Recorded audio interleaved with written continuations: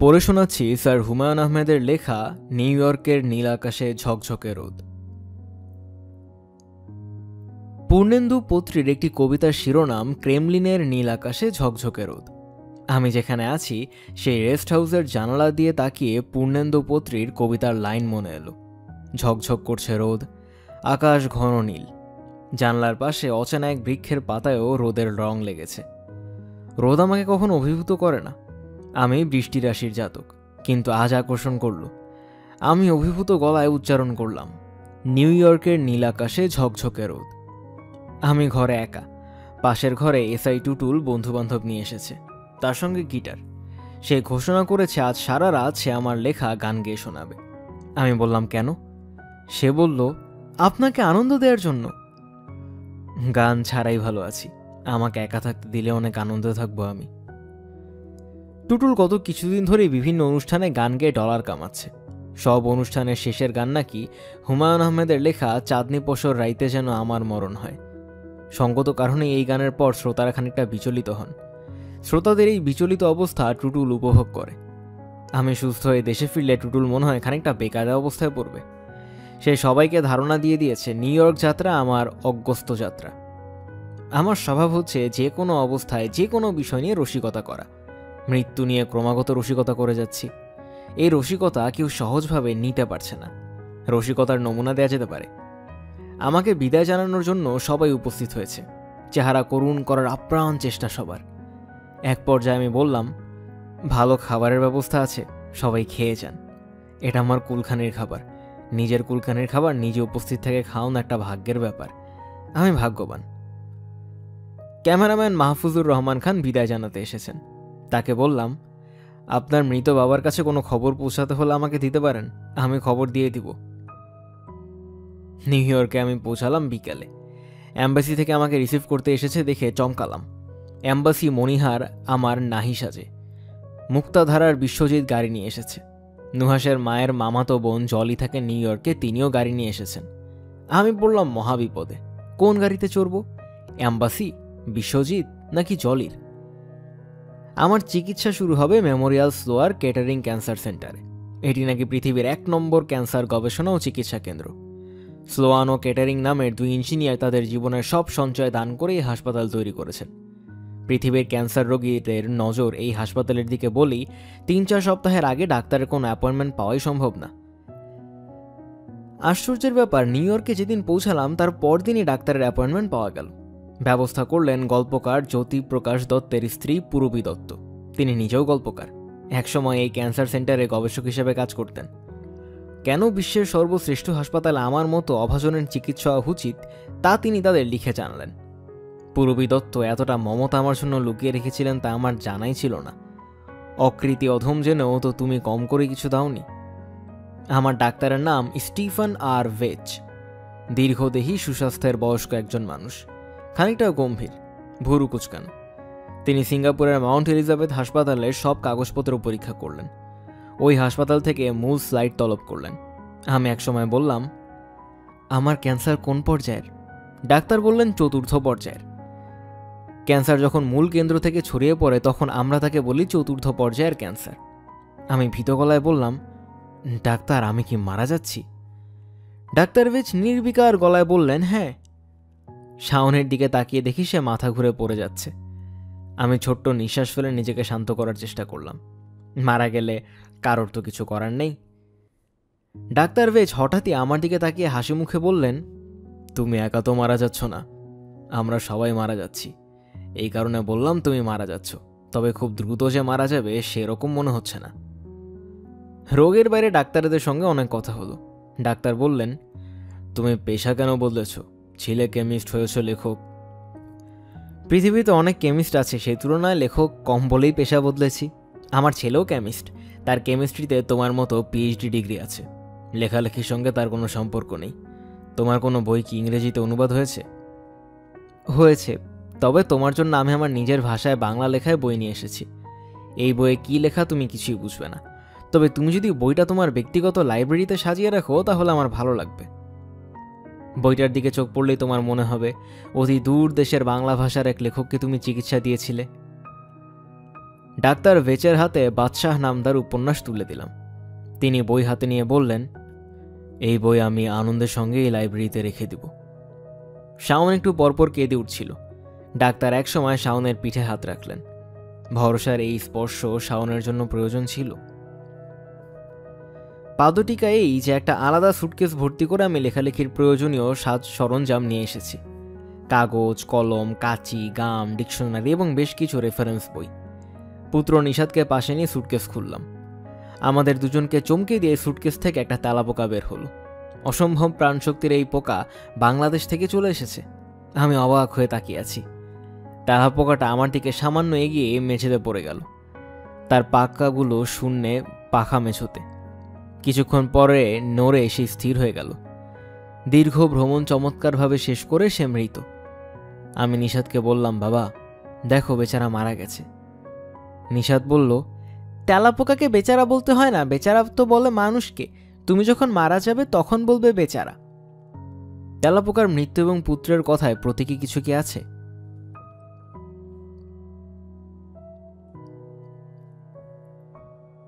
পড়ে শোনাচ্ছি স্যার হুমায়ুন আহমেদের লেখা নিউ ইয়র্কের নীল আকাশে ঝকঝকে রোদের পরবর্তী গল্প, আইনস্টাইন আপসাইড ডাউন। হিন্দু সম্প্রদায়ের ব্যবসাপাতি খারাপ হলে গণেশ মূর্তি উল্টে দেওয়ার নিয়ম আছে। 10 অক্টোবরে টাইম পত্রিকায় দেখলাম আইনস্টাইনের ছবি উল্টো করে ছাপা হয়েছে। কারণ আইনস্টাইনের মূল তত্ত্বই ভুল, এরকম সম্ভাবনা দেখা দিয়েছে। আইনস্টাইনের তত্ত্বের মূল স্তম্ভ আলোর গতি ধ্রুবক। ইউরোপের একদল পদার্থবিদ একগুচ্ছ নিউট্রনের দেখা পেয়েছেন যাদের গতিবেগ আলোর চেয়ে সামান্য বেশি। ঘটনা সত্যি হলে পদার্থবিদ্যার প্রতিটি টেক্সট বই নতুন করে লিখতে হবে। ফিজিক্স ভয়ঙ্কর।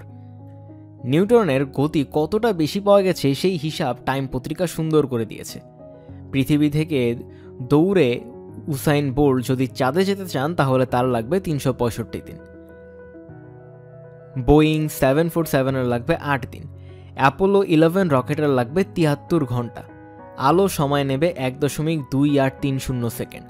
নিউট্রিনো নেবে 1.2829 সেকেন্ড। আইনস্টাইন ভুল প্রমাণিত হচ্ছেন এই নিয়ে বিজ্ঞানীরা উল্লাসিত, তা কিন্তু না। যারা আবিষ্কারটা করেছেন তারাও চিন্তিত। আলোর চেয়ে বেশি গতি মানে সময়ের উল্টো দিকে চলা। এতে আদি সত্য কেওস এবং ইফেক্টে ভেঙে পড়বে। বন্দুকের ট্রিগার টেপার আগেই গুলি বেরিয়ে যাওয়া, যেটাকে বোঝায় আর কি।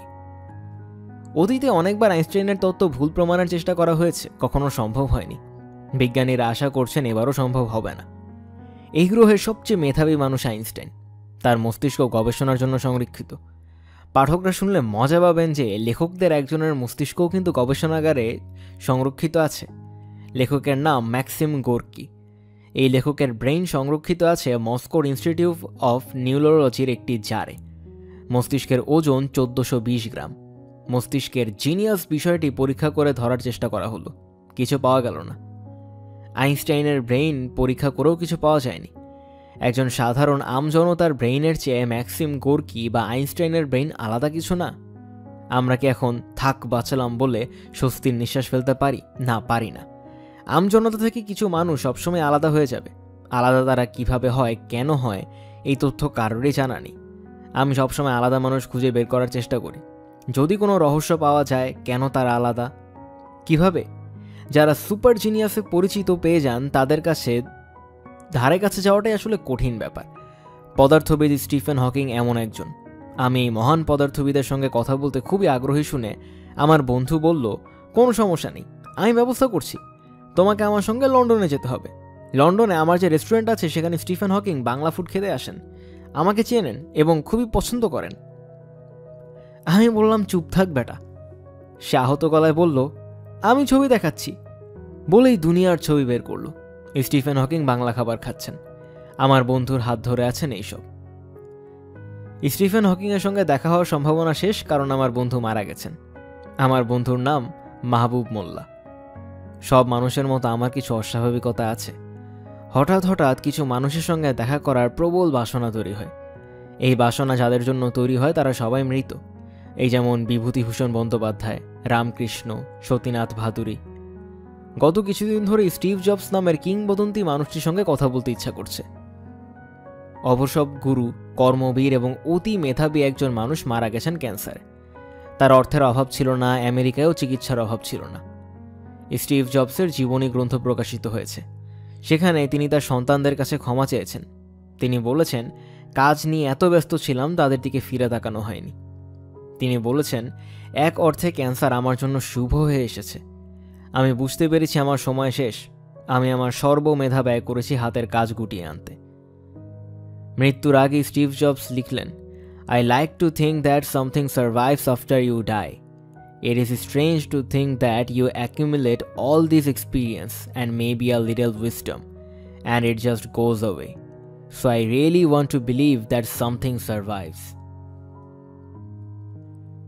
আমি আমার ডাক্তার স্টেফেন আর ভিচকে বললাম, তোমরা থাকতে, এই স্লোয়ান ক্যাটারিং থাকতে স্টিভ জবস কেন মারা গেলেন? ডাক্তার ভিচ বললেন, স্টিভ জবস স্লোয়ান ক্যাটারিংয়ে চিকিৎসা নেননি। দুর্দান্ত মুড়ি মানুষ হিসেবেও শুরুতেও চিকিৎসা নেননি, অপারেশনে রাজি হননি। যখন রাজি হলেন তখন অনেক দেরি হয়ে গেছে। অনকোলজিস্টরা অ্যাগ্রেসিভ ট্রিটমেন্ট গেছেন। তার পুরো লিভার ট্রান্সপ্লান্ট করা হয়েছে। অ্যাগ্রেসিভ ট্রিটমেন্ট সবসময় শুভ ফল আনে না। ক্যান্সার বিষয়ে আমি এখন অনেক কিছু জানছি। লাং ক্যান্সারে এখানে ভয়াবহ বলা হয়। মজার ব্যাপার হচ্ছে, স্ট্যাটিস্টিক্স বলছে 60% লাং ক্যান্সারের রোগী কখনোই সিগারেট খায়নি, তবে 40% ভাগের সবাই ধূমপাই। ক্যান্সারে মৃত 99% রোগী হলো মহিলা আর 1% পুরুষ। মহিলাদের প্রায় সবাই মারা যায় ব্রেস্ট ক্যান্সারে।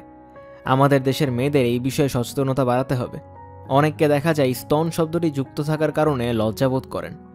রোগের কাছে লজ্জার কিছু নেই, রোগ লুকানোতেই লজ্জা। পাদটিকা কি হবে? এই যে শারীরিক ক্যান্সারের মতো মানসিক ক্যান্সারও কিন্তু আছে। রাজনীতিবিদরা দ্রুত এই রোগে আক্রান্ত হন। তখন তারা ডিলিউশনের সমুদ্রে ডুবে যান। ভাবতে থাকেন বাংলাদেশটা শুধুই তাদের ভোগের জন্য। ক্ষমতা চলে গেলে ডিলিউশন কেটে যায়। ক্যান্সার কিন্তু সারে না। ক্যান্সার অপেক্ষা করে পরবর্তী ডিলিউশনের জন্য।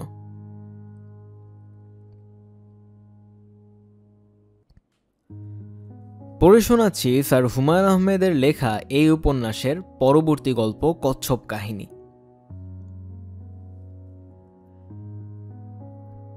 প্রায় 100 বছর আগে বাংলাদেশের প্রত্যন্ত এক গ্রামের দৃশ্যচিত্র। আসরের নামাজ শেষ করে মাদ্রাসার একজন হতদরিদ্র শিক্ষক তার বড় 2 পুত্রকে ডেকে পাঠালেন। তাদের বললেন, আমি হতদরিদ্র নাদান একজন মানুষ। তোমাদের দুজনকে পড়াশোনা করানোর সাধ্য আমার নেই। আমি একজনকে পড়াশোনা করাবো, অন্যজন গৃহস্থী বা ক্ষেতের কাজ করবে। তোমরা 2 ভাই আলোচনা করে সিদ্ধান্তে আসো কে পড়াশোনা করবে আর কে গৃহস্থী করবে। এই নিয়ে যেন পরে ভাইয়ে ভাইয়ে মনোমালিন্য না হয়। ভাইয়ে ভাইয়ে বিবাদ আল্লাহ পাক অপছন্দ করেন। ঘটনা শুনে বড় ভাই কাঁদতে শুরু করলো, কারণ তার খুব স্কুলে পড়ার শখ। তার ধারণা হলো হয়তো এই সুযোগ সে পাবে না। তার ছোট ভাই বড়জনের কান্না দেখে বাবাকে বললেন, আমি গৃহস্থী করব, বড় ভাই পড়াশোনা করুক। সেই অঞ্চলে 70 মাইলের মধ্যে কোনো স্কুল নেই।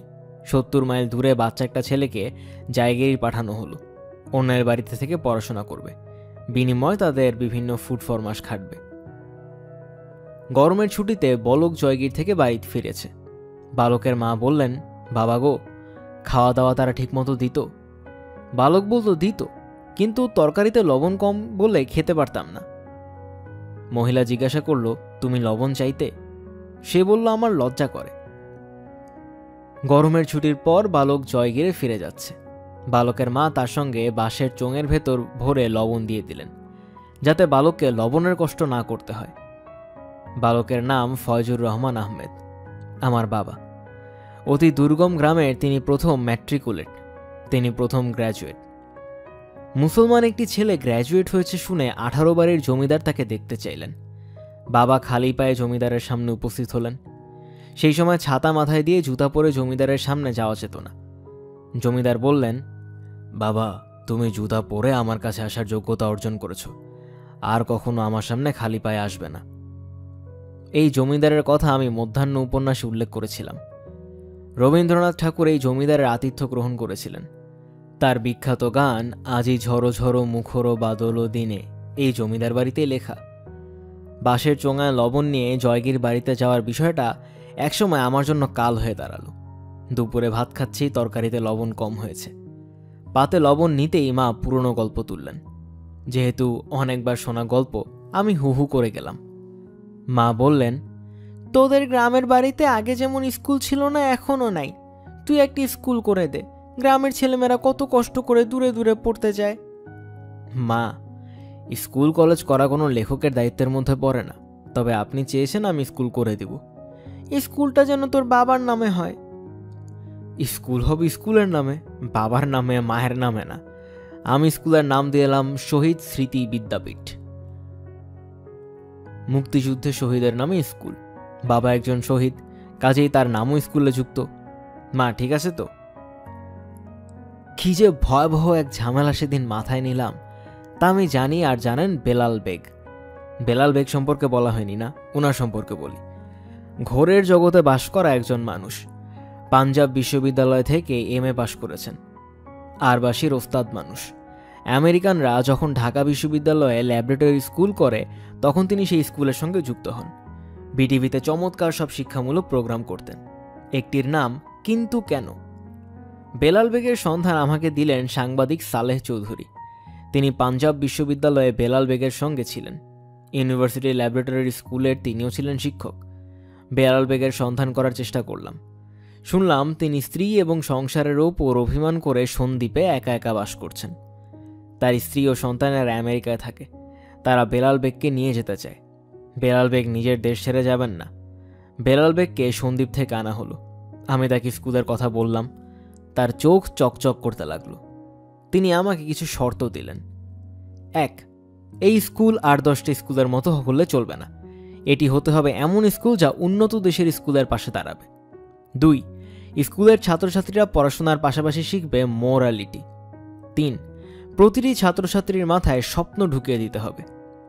আমি বললাম, আপনি আপনার মতো করুন, সব দায়িত্ব আপনার। বেলাল বেগ ঝাঁপিয়ে পড়লেন। তিনি চলে গেলেন আমার গ্রামের বাড়ি কুতুবপুরে। গ্রামের মানুষদের আগে উদ্বুদ্ধ করতে হবে, স্কুলের প্রয়োজনীয়তা বোঝাতে হবে।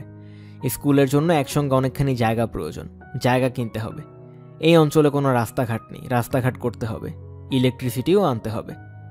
বেলাল বেগের কর্মকাণ্ডে মুগ্ধ হয়ে একদিন আমার মা তাকে ডেকে পাঠালেন। বেলাল বেগের হাত ধরে বললেন, বাবা, একটা পর্যায়ে সবাই আমার ছেলেকে ছেড়ে চলে যায়, তুমি তাকে ছেড়ে যেও না, সে স্কুলটা করতে পারবে না। বেলাল বেগ বললেন, আমি কখনো আপনার ছেলেকে ছেড়ে যাব না, আপনাকে কথা দিলাম। বেলাল বেগ কথা রাখেননি। স্কুল নির্মাণের মাঝে পথে তিনি বাংলাদেশ ছেড়ে আমেরিকায় চলে গেলেন। আমি স্কুল শেষ করলাম। অপূর্ব আর্কিটেকচারাল ডিজাইনের কি সুন্দর স্কুল। ডিজাইনার ছিল আর্কিটেকচারের 2য় বর্ষের একজন ছাত্রী, মেহের আফরোজ শাওন। স্কুল তো দাঁড়ালো, স্কুল চালাবো কিভাবে? কিছুই তো জানি না। আমার সঞ্চিত অর্থের সবটাই গেছে। কি পরিমাণ অর্থ ব্যয় করেছি তার একটা উদাহরণ দিই। 12 বছর আগে খরচ করেছি 70 লাখ টাকা। স্কুলের জন্য ফার্নিচার কেনার টাকা নেই। লোহার খুঁটি গাড়া হয়েছে, বেড়া দেওয়ার টাকা নেই। চেষ্টা করলাম সরকারের হাতে স্কুল তুলে দিতে। সরকারি লোকজন চোখ কপালে তুলে বলল, একটা ইনফ্রাস্ট্রাকচার দাঁড়া করিয়ে আপনি দিয়ে দেবেন, তা কিভাবে হবে? আওয়ামী লীগ, বিএনপি অনেক দেন দরবার করলাম, তারা কেউই দায়িত্ব নেবে না। শিক্ষা শিক্ষা বলে এই 2 দলই মুখে ফেনা তুলে ফেলে, কিন্তু তৈরি একটি স্কুলের দায়িত্ব নেয় না। একবার মনে হল স্কুল বাদ, স্কুলের বদলে হাসপাতাল বানালে কি কেউ দায়িত্ব নেবে? প্রত্যন্ত অঞ্চলে একটা হাসপাতাল তো দরকার। সেই চেষ্টাও বিফল।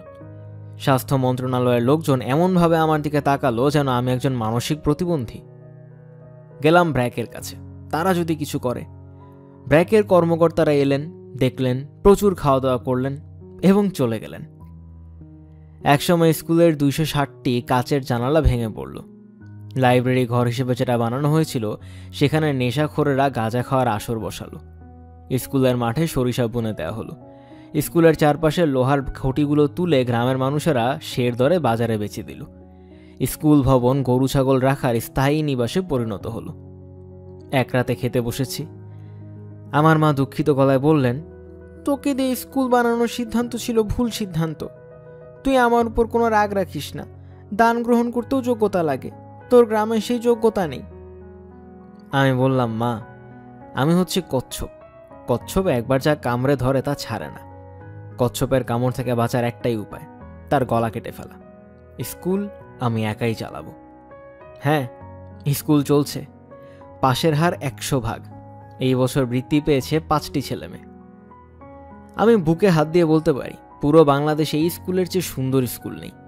কোনো স্কুলের এত বড় লাইব্রেরি নেই, এতগুলো কম্পিউটার নেই। আমি আমার স্কুলের এখন পর্যন্ত কোনো রাজনীতিবিদকে এমপি, মন্ত্রী ইত্যাদি নিতে পারিনি। তাতে আমার কিছু যায় আসে না, তাদের আমার প্রয়োজনও নেই। এই গল্পের পাদটিকা কি? পাদটিকা 1। বৃদ্ধ কচ্ছপ এইবার ক্যান্সার রিসার্চ সেন্টার কামড়ে ধরেছে।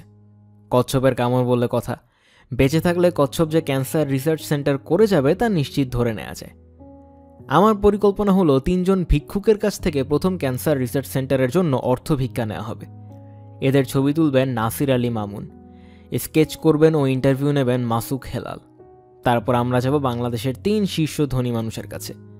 ভিক্ষুকেরা দান করেছে শুনে তারা লজ্জায় পড়ে কি করেন আমার দেখার ইচ্ছা। শীর্ষ ধনীর পর আমরা যাব 3 রাজনীতিবিদের কাছে।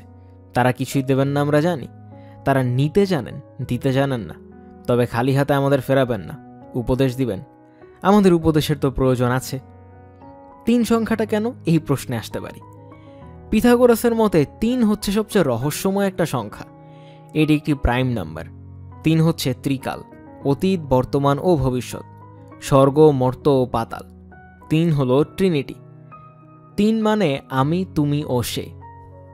That holy dream, that holy dream. Edgar Allan Poe বলেছিলেন, health cheered me as a lovely beam, a only spirit gilding.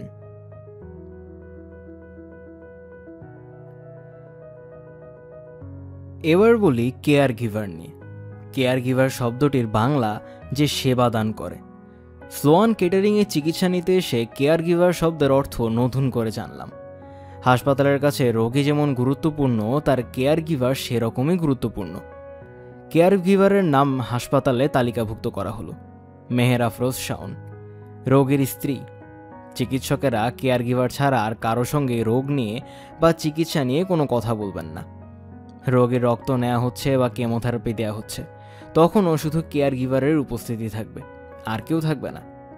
Chemo দেওয়ার পদ্ধতিটাও সুন্দর। প্রথম একজন নার্স প্যাকেট ভর্তি করে কয়েক ব্যাগ ওষুধ নিয়ে আসবে। কেয়ার গিভার ও রোগীকে প্রতিটি ওষুধের নাম বলবে, তারপর সে বিদায় নিবে। আসবে দ্বিতীয় নার্স, সেও একই কাজ করবে, প্রতিটি ওষুধের নাম বলবে, ডাবল চেকিং, যাতে কখনো কোনো ভুল না হয়। ঠিক রোগীকে ঠিক কেমো দেওয়া হচ্ছে কিনা নাকি ভুল অন্য কাউকে দেওয়া হচ্ছে তার পরীক্ষাও আছে।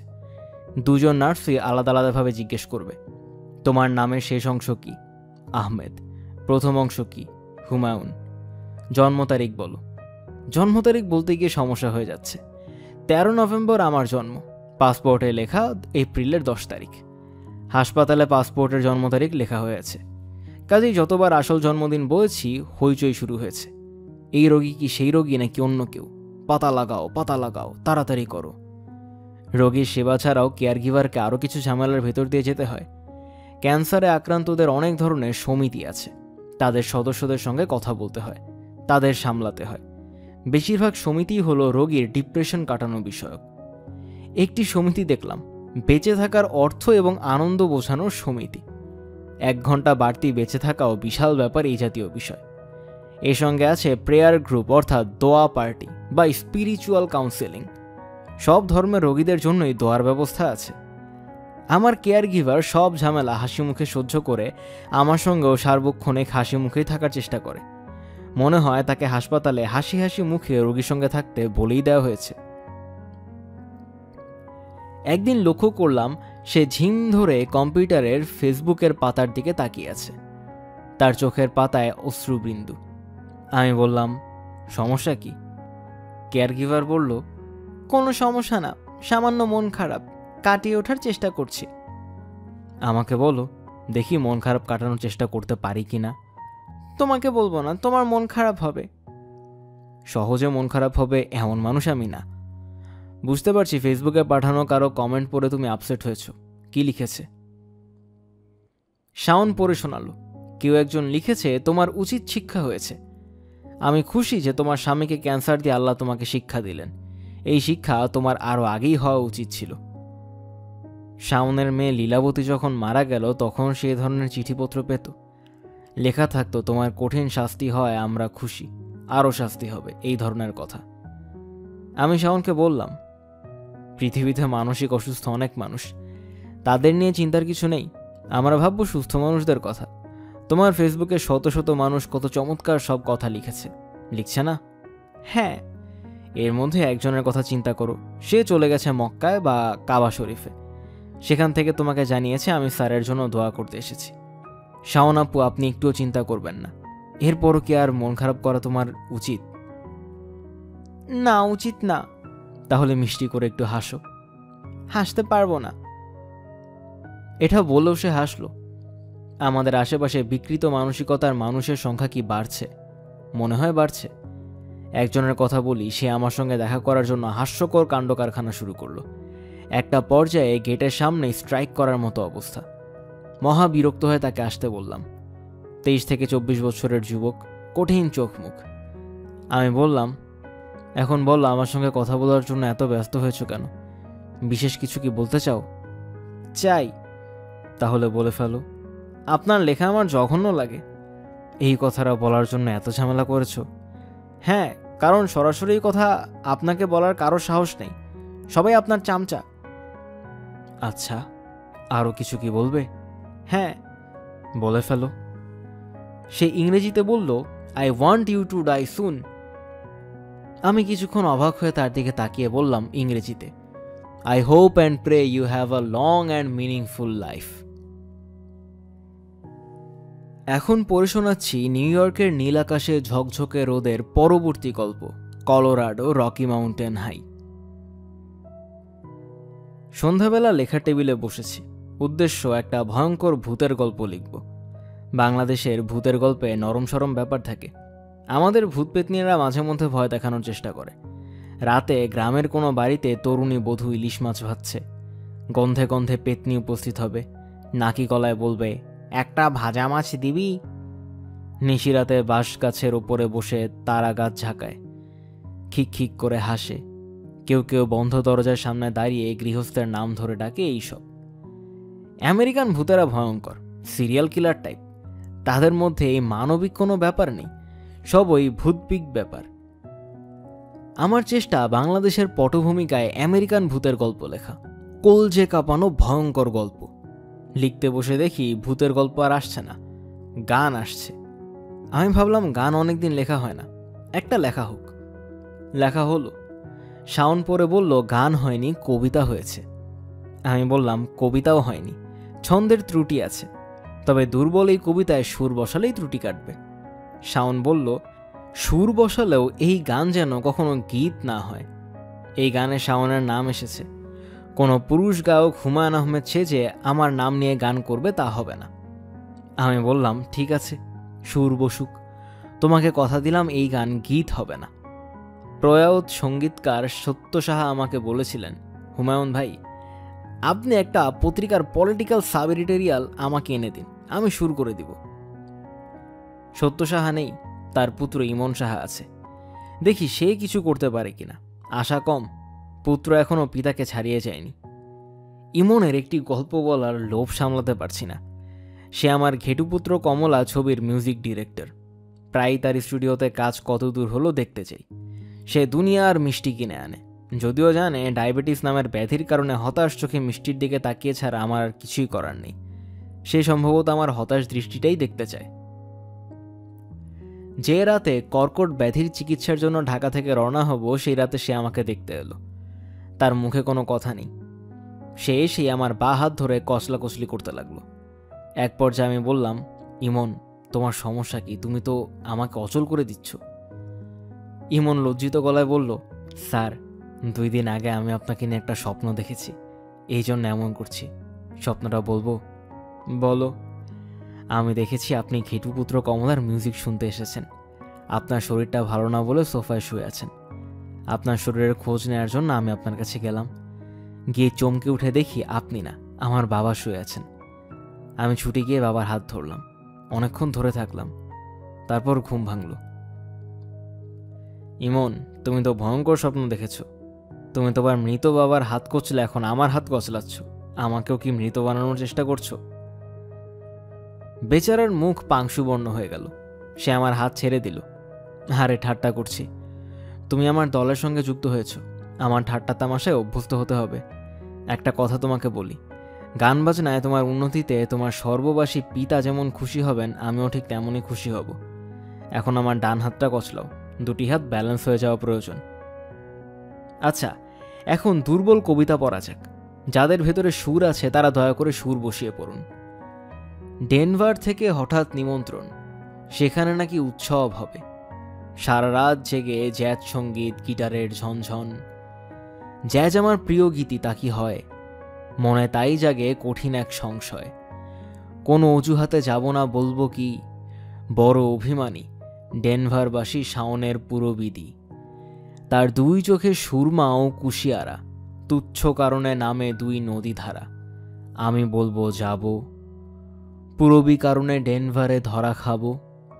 দুঃখ শোকে ক্লান্ত থাকবে মন, সারা রাত জেগে জ্যাজ সঙ্গীত, গিটারের ঝনঝন।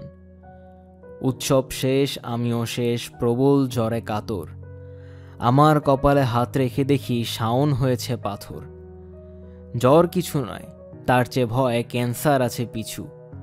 আমি বললাম, শাওন জানো কি, রকি মাউন্টেন হিমালয়েরও উঁচু। শাওন বলল, তোমার মাথায় এলোমেলো, তাই বিশ্রাম প্রয়োজন। ভুল হয়েছে উৎসবে আসা, গিটারের ঝনঝন। আমি বললাম, এসো বাজি রাখো রকি মাউন্টেন হাই, তার আশেপাশে কোনো পর্বত নাই। কে বলেছে জানো?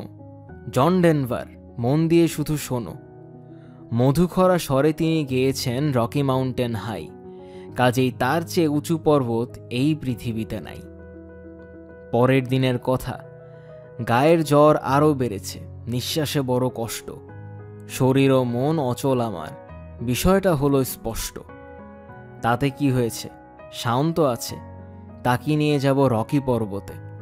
শাওন গাইবে মধুমাখা স্বরে Rocky Mountain high, Colorado Rocky Mountain high. ডেনভারে যাওয়ার আগে এটা লেখা। গান শুনে মনে হতে পারে নিতান্ত অনিচ্ছায় শুধু পুরবীর মন রক্ষায় সেখানে গেছি। ইহা সত্য নহে। আমি ডেনভার গেছি দুই পুত্রকে ডেনভার দেখাতে এবং শাওনকে রকি পর্বতমালা দেখাতে। রকি পর্বতমালা নিয়ে আমার নস্টালজিয়া আছে। কি নস্টালজিয়া তা ব্যাখ্যা করতে চাচ্ছি না। পাদটিকা, পাঠকের যেমন মৃত্যু হয়, শ্রোতারও মৃত্যু হয়। অতি প্রিয় গান একসময় আর প্রিয় থাকে না, তবে কিছু গান আছে কখনো তার আবেদন হারায় না। আমার কাছে মরমী কবি গিয়াসউদ্দিনের একটি গান সেরকম। ওল্ড ফুলস ক্লাবের প্রতিটি আসরে একসময় এই গান গীত হতো। শাওনের প্রবল আপত্তির কারণে এই গান এখন আর গীত হয় না। গানটির শুরুর পংক্তি, মরিলে কান্দিস না আমার দায়, ও জাদুধন মরিলে কান্দিস না আমার দায়। এখন আপনাদের পড়ে শোনাচ্ছি নিউ ইয়র্কের নীল আকাশে ঝকঝকে রোদের পরবর্তী গল্প 3W। কোনো নিউ ইয়র্কবাসীকে যদি জিজ্ঞেস করা হয় আবহাওয়া আজ কেমন যাবে, সে হতাশ ভঙ্গি করে বলে 3W। 3Wর বিষয়ে কিছু বলা ঈশ্বরের পক্ষেও সম্ভব না। 3W হচ্ছে উইমেন। হ্যাঁ, উইমেন, মেয়েদের বিষয়ে কিছু বলা সব দেশের জন্যই কঠিন। 2, ওয়ার্ক, কাজ। আমেরিকায় সমস্যা হয়ে দাঁড়িয়েছে। এই দেশের অর্থনৈতিক অবস্থা আসলেই ভয়াবহ। অকারণ দেশ দখল করে করে দেউলিয়ার কাছাকাছি। লিবিয়া চলে গেল। পরবর্তী দেশ কোনটি তা দেখার জন্য অপেক্ষা করছি। আর 3, ওয়েদার। 3W এর শেষটি ওয়েদার।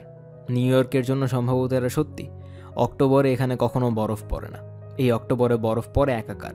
মানুষ মারা গেছে 3 জন। আমেরিকানের মৃত্যু সহজ কথা না। যাই হোক, বরফপাতের গল্প বলি। সকাল 9টা বাজে।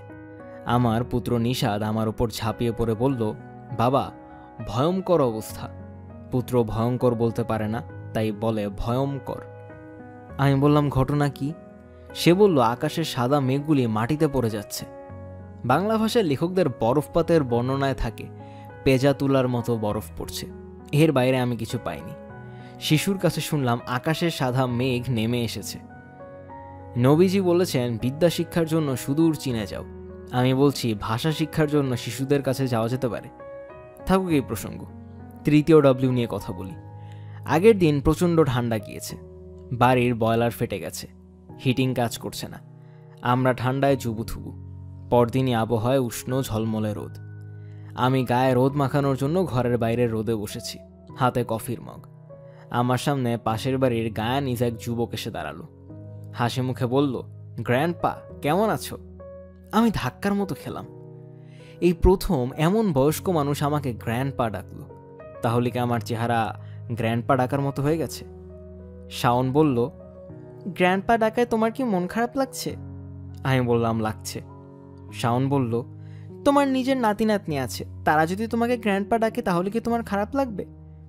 আমি বললাম, অবশ্যই না। আমি দীর্ঘ নিঃশ্বাস ফেলে চুপ করলাম। আসলেই তো, গ্র্যান্ডপা ডাকায় আমার মন খারাপ হবে কেন? আমার এখন 4 নাতি নাতনি। আমি যেখানে বাস করি তা তাদের জন্য নিষিদ্ধ বলে এদের আমি দেখি না। ওরাও গ্র্যান্ডপা ডাকার সুযোগ পায় না। Every cloud has a silver lining. আমার কর্কট রোগের সিলভার লাইনিং হলো এই রোগের কারণে প্রথমবারের মতো আমার 3 কন্যা আমাকে দেখতে তাদের সন্তানদের নিয়ে দক্ষিণ হাওয়ায় পা দিল।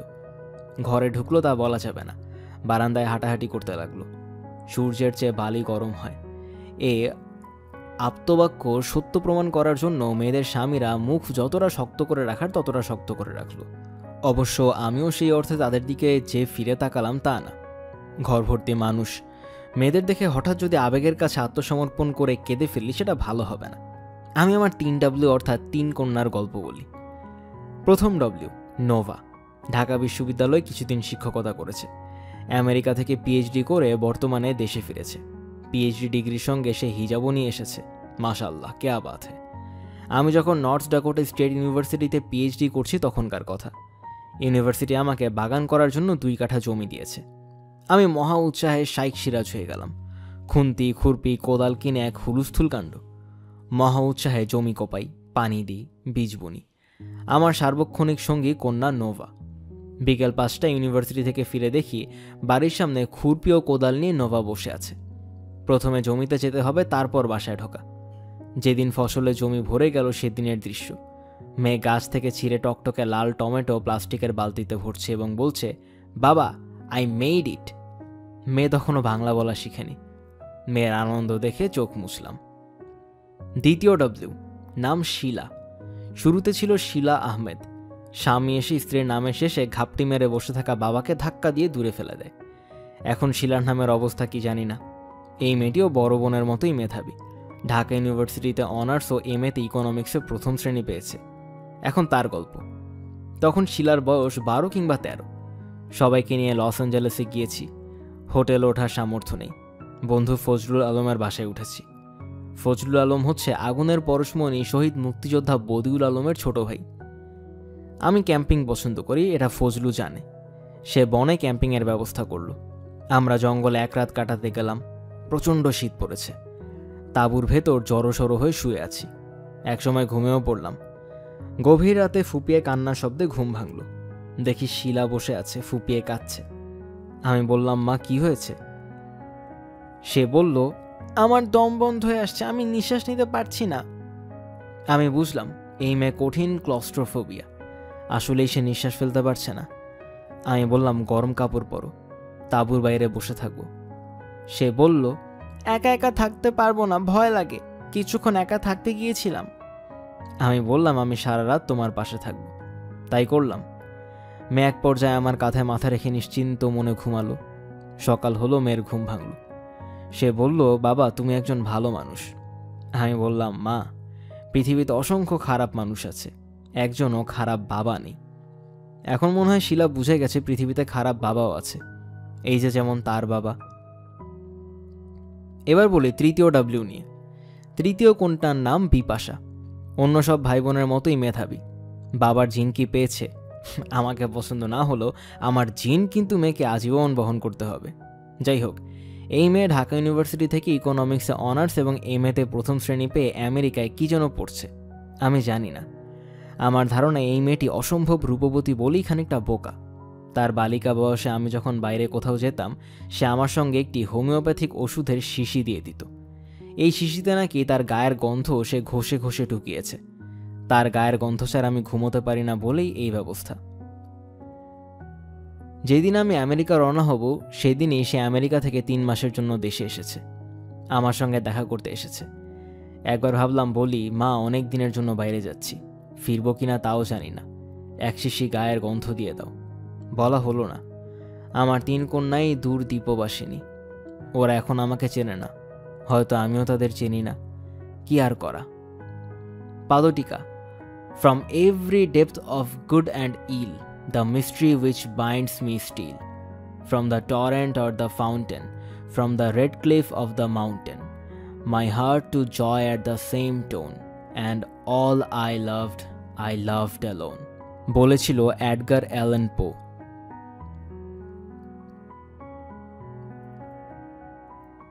এখন পড়ে শোনাচ্ছি এই উপন্যাসের পরবর্তী গল্প, তিনি এসেছিলেন। হুমায়ুন আহমেদ বাংলা সাহিত্যের প্রায় কিংবদন্তি তুল্য এক নাম। পাঠকপ্রিয় এই লেখক প্রায় বিরামহীনভাবে লিখে গেছেন। এখনও তার কলম সমান সচল, কিন্তু তার লড়াই চলছে ক্যান্সার নামের এক ব্যাধির সঙ্গেও। নিউ ইয়র্কে চিকিৎসাধীন এই কীর্তিমান লেখকের 63তম জন্মদিন আগামী 13ই নভেম্বর। তার জন্মদিন সামনে রেখেই আমাদের এই বিশেষ আয়োজন। পুত্র নিষাদ ভয়ঙ্কর বলতে পারে না, সে বলে ভয়ঙ্কর। যে বাড়িতে এখন সে বাধ্য হয়ে বাবার সঙ্গে বাস করছে, সেখানে তার কাছে ভয়ঙ্কর একটি ঘর আছে। ঘরটি বেসমেন্ট, অর্থাৎ মাটির নিচে। সেখানে হিটিং সিস্টেমের যন্ত্রপাতি বসানো। উত্তপ্ত জলীয় বাষ্প যন্ত্রপাতিতে তৈরি করে সারা বাড়িতে ছড়ানো হয়। যন্ত্রপাতি থেকে সারাক্ষণ ভৌতিক শব্দ আসে। আমেরিকানরা বেসমেন্ট ব্যবহার করে প্রয়োজনীয় আবর্জনা জমা করে রাখার জন্য। আমেরিকান সব ছবির ভূতের ছবিতে বেসমেন্টের ভূমিকা থাকবেই থাকবে। আমি ঠিক করেছি অন্তত একটি গল্প এই বেসমেন্টে বসে লিখব। লেখার সময় সম্পূর্ণ একা থাকব, কেউ উকি দিতে পারবে না। ভৌতিক গল্পের নাম দিয়েছি আদর। প্রথম কয়েকটি লাইন। মিস রাকার কুকুরের নাম আদর।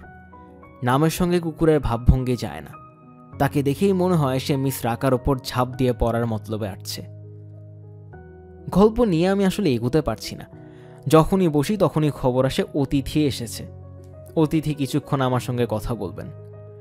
বাংলাদেশি সামাজিকতা আমার কাছে ভয়ঙ্কর। এই সামাজিকতায় রোগী দেখতে যাওয়া বাধ্যতামূলক। শুধু দেখতে গেলে হবে না, দেখতে যাওয়ার বিষয়টি অন রেকর্ড থাকতে হবে। রোগী এবং রোগীর আত্মীয় স্বজনকে জানাতে হবে অমুকে দেখতে এসেছিল, এতক্ষণ ছিল। পথ্য হিসেবে এসব বস্তু এনেছে। মরণাপন্ন রোগী, ডাক্তার ঘুমের ইঞ্জেকশন দিয়ে ঘুম পাড়িয়ে রেখেছেন। দর্শনার্থী তাকে ডেকে তুলে বলবেন, ঘুমাচ্ছিলেন?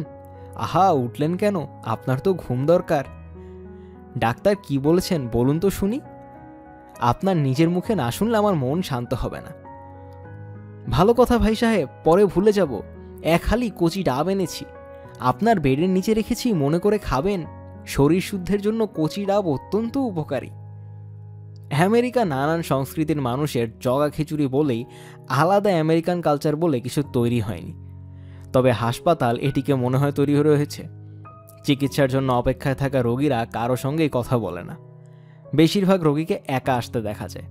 রোগীর সঙ্গে নিয়ে নিয়ে ঘুরবে, এত সময় তাদের কোথায়? এক বৃদ্ধকে দেখলাম নিজের অক্সিজেন সিলিন্ডার নিজেই টেনে টেনে এক জায়গা থেকে অন্য জায়গায় যাচ্ছে। তার সাহায্যে কেউ এগিয়ে আসছে না। বাংলাদেশি রোগ সংস্কৃতি এই দিক দিয়ে ভালো। আমরা কিছু করতে পারি না বা না পারি, উদ্বিগ্ন গলায়, অপরিচিত গলায় রোগীর সঙ্গে দুটো কথা বলি। এই সংস্কৃতি অবশ্যই এশিয়ান। সিঙ্গাপুরে মাউন্ট এলিজাবেথ হাসপাতালে দেখেছি রোগী দেখতে দুনিয়ার আত্মীয় স্বজন আসছে। রোগীর ঘরে সারাক্ষণ ক্যামেও শব্দ। আমেরিকায় আমাকে কঠিন নির্দেশনাবলী দিয়ে দিয়েছে। তার মধ্যে আছে এক, কারো কাছ থেকে ফুল বা ফুলের তোড়া গ্রহণ করা যাবে না। কেমো নেওয়ার সময় শরীরের স্বাভাবিক রোগ প্রতিরোধ ক্ষমতা সর্বনিম্ন পর্যায়ে চলে যাবে বলেই এই সতর্কতা। 2, কারোর কাছাকাছি যাওয়া যাবে না, পাশে বসা যাবে না। 2 নিষেধাজ্ঞা আমি মেনে চলছি। শুধু একবারও নিষেধ ভেঙেছি। প্রধানমন্ত্রীর হাত থেকে ফুলের তোড়া নিয়েছি, তার পাশেও বসেছি। কোনো প্রধানমন্ত্রীর এত কাছে বসা এই আমার প্রথম, অথবা এই নিশ্চয়ই শেষ। প্রধানমন্ত্রীর আচার ব্যবহার কথাবার্তা আমার কাছে এতই স্বাভাবিক বলে মনে হলো, আমি বলেই ফেললাম, আপনার কথাবার্তা তো মোটেই প্রধানমন্ত্রীর মতো লাগছে না। যারা দেশ চালান তার ইচ্ছা থাকলেও স্বাভাবিক আচরণ করতে পারেন না। সারাক্ষণ তাদের ক্যামেরা অনুসরণ করে, সিকিউরিটির লোকজন অনুসরণ করে। তারা জানেন তাদের প্রতিটি নিঃশ্বাস প্রশ্বাসও লক্ষ্য করা হচ্ছে। এ অবস্থায় স্বাভাবিক থাকা শুধু মহাপুরুষদের পক্ষেই সম্ভব। দুঃখের ব্যাপার হচ্ছে, মহাপুরুষদের বইপত্রে পাওয়া যায়, বাস্তবে আর পাওয়া যায় না। প্রধানমন্ত্রী পর্যায়ে মানুষদের সবচেয়ে বড় সমস্যা তৈরি করেন তার অতি কাছের লোকজন। এরা এমন এক মানববন্ধন তৈরি করেন যে বন্ধন ভেদ করে কারো পক্ষে প্রধানমন্ত্রীর কাছে পৌঁছানো সম্ভব হয় না। এই মানব ধর্মের প্রধান এবং হয়তো একমাত্র কাজ হলো নিজের অবস্থান ঠিক রাখা, প্রধানমন্ত্রীর কাছের মানুষ হয়ে থাকা। এই কাজটি করার জন্য তারা প্রধানমন্ত্রী পছন্দ করবেন এমন কথাগুলি শুধু তাকে শোনান। এমন একটি বাক্যও বলেন না যা শুনে প্রধানমন্ত্রীর ভালো লাগবে না, অথচ তার শোনা উচিত। কি সর্বনাশ, আমি দেখি রাজনীতির কাঁচাকালি শুরু করেছি। এও বাঙালি কালচার। সুযোগ পেয়ে কোনো বাঙালি রাজনীতি কপচাবে না তা হবে না। আমি আমার প্রলোভতার জন্য ক্ষমাই চাচ্ছি। প্রধানমন্ত্রী অনেক ব্যস্ততার ভেতর বাংলাদেশের একজন লেখকের জন্য আলাদা সময় বের করেছেন। এটা অনেক বড় ব্যাপার। তার নিজের আসার দরকার ছিল না। একজন কাউকে দিয়ে আমার খোঁজ নিলেই আমি আনন্দিত হতাম। তার কাছ থেকে $10,000 চেকটি নিতে আমি লজ্জা পাচ্ছিলাম। আমি এখনও নিজের খরচ নিজে চালাতে পারছি। প্রধানমন্ত্রীর ত্রাণ তহবিলের অর্থ যারা অর্থকষ্টে আছে তাদের জন্য থাকাই বাঞ্ছনীয়। আমার অস্বস্তি দেখে শাওন বলল, তুমি চেকটা হাতে নাও, এখানে আছে তোমার জন্য প্রধানমন্ত্রী এবং দেশের মানুষের দোয়া। আমি সঙ্গে সঙ্গে অতি বিনয়ের সঙ্গে প্রধানমন্ত্রীর হাত থেকে চেক গ্রহণ করলাম। পাদটিকা। প্রধানমন্ত্রী চলে গেছেন, সব আনুষ্ঠানিকতা শেষ। আমার পুত্র নিশাদ বলল, আমি উনার উপরে লাগ করেছি। সে বলতে পারে না। লাগ করেছি অর্থ হলো রাগ করেছি। আমি বললাম, কার ওপর রাগ করেছ? প্রধানমন্ত্রীর ওপর। সে বলল, হুঁ। কেন বলো তো জিজ্ঞাসা করলাম। উনি আমার জন্য কোনো খেলনা আনেনি। প্রধানমন্ত্রী হওয়া অনেক যন্ত্রণা, সবাইকেই তুষ্ট রাখতে হবে। সেই সবার মধ্যে পাগল এবং শিশুরাও কিন্তু আছে। এখন আপনাদের পড়ে শোনাচ্ছি এই উপন্যাসের পরবর্তী গল্প, বাতেনি চিকিৎসক আব্দুস সোবহান। সাইনবোর্ডে লেখা এইডস, ক্যান্সার সহ যাবতীয় রোগ ব্যাধি গ্যারান্টি সহ চিকিৎসা করা হয়। প্যাকেজ ডিল, বিফলে মূল্য ফেরত, গালে চর। মগবাজারে যাওয়ার পথে গাড়ি থেকে কয়েকবার এই সাইনবোর্ড চোখে পড়েছে। গালে চর লেখা পড়ে মজা পেয়েছি, কিন্তু কখনো এইডস ক্যান্সারের চিকিৎসকের সঙ্গে দেখা করার ইচ্ছা হয়নি। ঢাকা শহর ভর্তি এই ধরনের ধন্তাধরী চিকিৎসক। তাদের বেশিরভাগই ডাবল গোল্ড মেডালিস্ট এবং গ্যারান্টি সহ ক্যান্সারের মতো দুরন্ত ব্যাধি আরোগ্য করে থাকেন। এই ধরনের চিকিৎসকদের নিয়ে একটি গল্প লিখব বলে কয়েক বছর ধরেই ভাবছি, লেখা হয়নি। কারণ তাদের কারোর সঙ্গে আমার দেখা হয়নি। তাদের সঙ্গে পরিচয় সাইনবোর্ডের মাধ্যমে। গত ঈদে বড় ধরনের ঝামেলায় পড়লাম লেখা নিয়ে। বেশ কিছু লেখা লিখতে হবে, বিষয়বস্তু খুঁজে পাচ্ছি না। শুধু হিমু আর মিসির আলী লিখলে তো চলবে না, এর বাইরেও কিছু লিখতে হবে।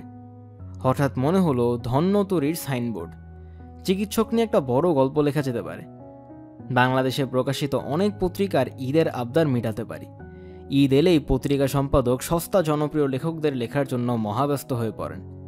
ঈদের ঝামেলা শেষ হলে তাদের পত্রিকাতেই সস্তা বাজারে লেখকরা সাহিত্যের কি ক্ষতি করছেন তা বেশ আয়োজন করেই লেখা। অন্য বাজারে লেখকদের বিষয়ে আমি জানি না, নিজের কথা বলতে পারি। আমি এই ধরনের লেখা পড়ে কি জানি কেন যথেষ্টই মজা পাই। নুহাসপল্লীর ম্যানেজারকে সঙ্গে নিয়ে বিফলে মূল্য ফেরত গালেচর চিকিৎসকের কাছে এক সন্ধ্যাবেলায় উপস্থিত হলাম। 2 কামরার অফিস। একটিতে চিকিৎসকের অ্যাসিস্ট্যান্ট বসে আছেন, অন্যটিতে চিকিৎসক। মাঝখানে ট্রান্সলুসেন্ট গ্লাসের দরজা। এই ধরনের গ্লাসের ভেতর দিয়ে পরিষ্কার কিছু দেখা যায় না, নড়াচড়া চোখে পড়ে। আমি গেছি গল্পের সন্ধানে। আমাকে সব কিছু খুঁটিয়ে দেখতে হবে। চিকিৎসকের অ্যাসিস্ট্যান্টকে দেখে অবাক হলাম। মধ্যবয়স্ক হিজাব পরা একজন মহিলা কুস্তিগির, বিশাল শরীর, গাবদা গাবদা হাত, সাহিত্যের ভাষায় সমীহ জাগানিয়া দেহ। মহিলা বললেন, নাম রেজিস্ট্রেশন করতে হবে, রোগীকে। আমি ম্যানেজারকে দেখিয়ে দিলাম। মহিলা ম্যানেজারের দিকে এক পাতার ফর্ম এগিয়ে দিলেন। ফর্ম ফিল আপ করতে হবে। আমি ফর্মে চোখ বুলালাম। গল্প লেখার জন্য ফর্মের একটা নমুনা আমার প্রয়োজন। ফর্মটা এরকম: রেজিস্ট্রেশন নং, অফিস পূরণ করিবে, নাম, পূর্ণ নাম, ঠিকানা, মোবাইল নং সহ, বয়স, ওজন, উচ্চতা, গাত্রবর্ণ, ফর্সা, শ্যামলা, কৃষ্ণ, টিকমার্ক দিন। পছন্দের স্বাদ, মিষ্টি, তিতা, টক, টিকমার্ক দিন। ধূমপান, হ্যাঁ বা না, টিকমার্ক দিন। পানে জর্দা, হ্যাঁ বা না, টিকমার্ক দিন। পছন্দের আবহাওয়া, শীত, উষ্ণ, টিকমার্ক দিন। পছন্দের খাবার, মাছ, মাংস, সবজি, টিকমার্ক দিন। ব্যাধির চিকিৎসায় গাত্রবর্ণ লাগছে। পছন্দের খাবার লাগছে, পছন্দের আবহাওয়া লাগছে দেখে মনে হচ্ছে চিকিৎসা পদ্ধতি হোমিওপ্যাথি। আমার বাবা একসময় হোমিওপ্যাথি চিকিৎসা পদ্ধতিতে কিছুদিনের জন্য ঝুঁকিছিলেন। তিনি মাত্র 12টা ওষুধ দিয়ে চিকিৎসা করতেন। প্রায়ই আমাদের জিভে 1 ফোঁটা ওষুধ দিতেন এবং সাগুদানার মতো 4-5টা করে বড়ি খেতে হতো। 12 ওষুধের এই চিকিৎসা পদ্ধতি হোমিওপ্যাথির এক উপশাখা। নাম খুব সম্ভব বায়োকেমিক চিকিৎসা। এই চিকিৎসা শাস্ত্রের জনকের নাম সুসলার। ম্যানেজার চিন্তিত মুখে ফর্ম ফিল আপ করছে। জরুরি কোনো ফর্ম, যেমন আমেরিকান ভিসা বা ডিভি ফর্ম ফিল আপ করার সময় চেহারা যেমন হয়, তার চেহারা সেরকম। মহিলা অ্যাসিস্ট্যান্ট আমার দিকে তাকিয়ে বললেন, স্যার, আমি আপনাকে চিনতে পেরেছি, আমি আপনার নাটক দেখেছি। আমি মনে মনে দীর্ঘ নিঃশ্বাস ফেললাম। পত্রপত্রিকা, টেলিভিশনের কারণে নিজেকে আড়াল করা সমস্যা হয়ে দাঁড়িয়েছে। একটা সময় ছিল যখন কেউ আমাকে চিনে ফেললে ভালো লাগতো, আগ্রহ, আনন্দ, কিছু অহংকার নিয়ে আলাপ করতাম। এখন অসহ্য লাগে। মহিলা অ্যাসিস্ট্যান্ট বললেন, ডাক্তার সাহেব ধ্যানে বসেছেন, একটু দেরি হবে, এই ফাঁকে 1 কাপ চা খান স্যার। উনি ধ্যান করেন নাকি? জি, অনেক সংবাদ তিনি ধ্যানের মাধ্যমে পান। কি ধরনের সংবাদ? এই যেমন আপনার এসেছেন, আপনাদের কার কী রোগ উনি ধ্যানের মাধ্যমে পেয়ে যাবেন। ভালো তো, বর্তমানের চিকিৎসকরা নানান যন্ত্রপাতি দিয়ে রোগ নির্ণয় করে। ধ্যান লাইনে চিকিৎসার কথা তেমন একটা শোনা যায় না। আমাকে রং চা দেয়া হয়েছে। লেবুর গন্ধ, চা পাতার গন্ধ মিলে চাটা খেতে ভালো হয়েছে। শুধু ভালো বললে কম বলা হয়, যথেষ্টই ভালো। ম্যানেজারের ফর্ম ফিল আপ শেষ হয়েছে। মহিলা অ্যাসিস্ট্যান্ট বলল, রেজিস্ট্রেশন ফি দিন, নাম রেজিস্ট্রি হবে, সব তথ্য কম্পিউটারে চলে যাবে, 20 বছর পর এলেও সব তথ্য পাবেন। এই প্রথম লক্ষ্য করলাম মহিলা অ্যাসিস্ট্যান্টের সাইড টেবিলে একটা ল্যাপটপ আছে। যে চিকিৎসক ধ্যানের মাধ্যমে চিকিৎসা করেন তিনি আবার ল্যাপটপও ব্যবহার করেন দেখে বেশ আনন্দ পেলাম। ম্যানেজার বলল, রেজিস্ট্রেশন ফি কত? মহিলা বললেন, নর্মাল 100 টাকা, সেমি আর্জেন্ট 200 টাকা, আর্জেন্ট 500 টাকা। ম্যানেজার আমার দিকে তাকালো। আমি বললাম, 500 টাকা দিয়ে দাও, আর্জেন্টই ভালো। মহিলা ল্যাপটপে টিপাটিপি করতে করতে আমাকে বললেন, স্যার, আপনার নাটকে অনেক ভুল ভ্রান্তি থাকে, এটা ঠিক না। অবশ্যই ঠিক না। আপনার একটা নাটক চ্যানেল আইয়ে প্রায়ই দেখায়, নাটকটা ভুলে ভর্তি, এটার প্রচার বন্ধ হওয়া দরকার। কোন নাটক? নাটকের নাম পাপ। সেখানে একজন পাকিস্তানি সোলজার পাঞ্জাবি ভাষায় কথা বলে, ভুল পাঞ্জাবি। আপনি পাঞ্জাবি জানেন? আমি জানি না, তবে যিনি আমাকে ভুলের কথা বলেছেন তিনি পাঞ্জাবি জানেন, অনেকদিন পাঞ্জাবি ছিলেন। নাটক নিয়ে হয়তো আরও আলোচনা হতো, তার আগেই চিকিৎসকের ঘরে আমাদের ডাক পড়ল। মহিলা অ্যাসিস্ট্যান্ট বললেন, স্যার, আপনারা জুতা এই ঘরে রেখে খালি পায়ে ঢুকবেন, উনার ঘরে জুতা পায়ে ঢোকা নিষেধ। আমরা খালি পায়ে ঘরে ঢুকলাম। এখন চিকিৎসকের বর্ণনা দিই। চেহারা অনেকখানি আমেরিকান প্রেসিডেন্ট আব্রাহাম লিঙ্কনের মতো। দাড়ি কেটে ফেলার পর, গাল ভাঙা, নাক থেকে ঠোঁটের দূরত্ব অনেকখানি, মাথার সব চুল এবং ভুরু পাকা। বয়স নিশ্চয়ই 60 থেকে 70-এর মধ্যে। তার গা থেকে পাকা তেঁতুলের টক গন্ধ আসছে। টক গন্ধি মানুষ আমি জীবনে প্রথম দেখলাম। ঘরে চেয়ার টেবিল নেই, কার্পেট পাতা। কার্পেটের ওপর সাদা রঙের একটা উলের আসনে চিকিৎসক পদ্মাসনের ভঙ্গিতে বসা। তার পরনে সাদা লুঙ্গি, সাদা ফতুয়া, কাঁধে সিল্কের একটা উর্নির মতো ঝুলছে। উর্নির রঙও সাদা। চিকিৎসক এই উর্নি দিয়ে কিছুক্ষণ পর পর নাক মুখ চেপে ধরেছেন। কেন এটা করছেন তা বোঝা যাচ্ছে না। চিকিৎসক চাপা গলায় বললেন, ধ্যানের মাধ্যমে পেয়েছি আপনারা ক্যান্সার ব্যাধির তদবিরে এসেছেন, ঠিক আছে? ম্যানেজার আমার দিকে তাকালো। আমরা কোনো ব্যাধির তদবিরেই আসিনি, গল্পের ব্যাকগ্রাউন্ডের সন্ধানে এসেছি।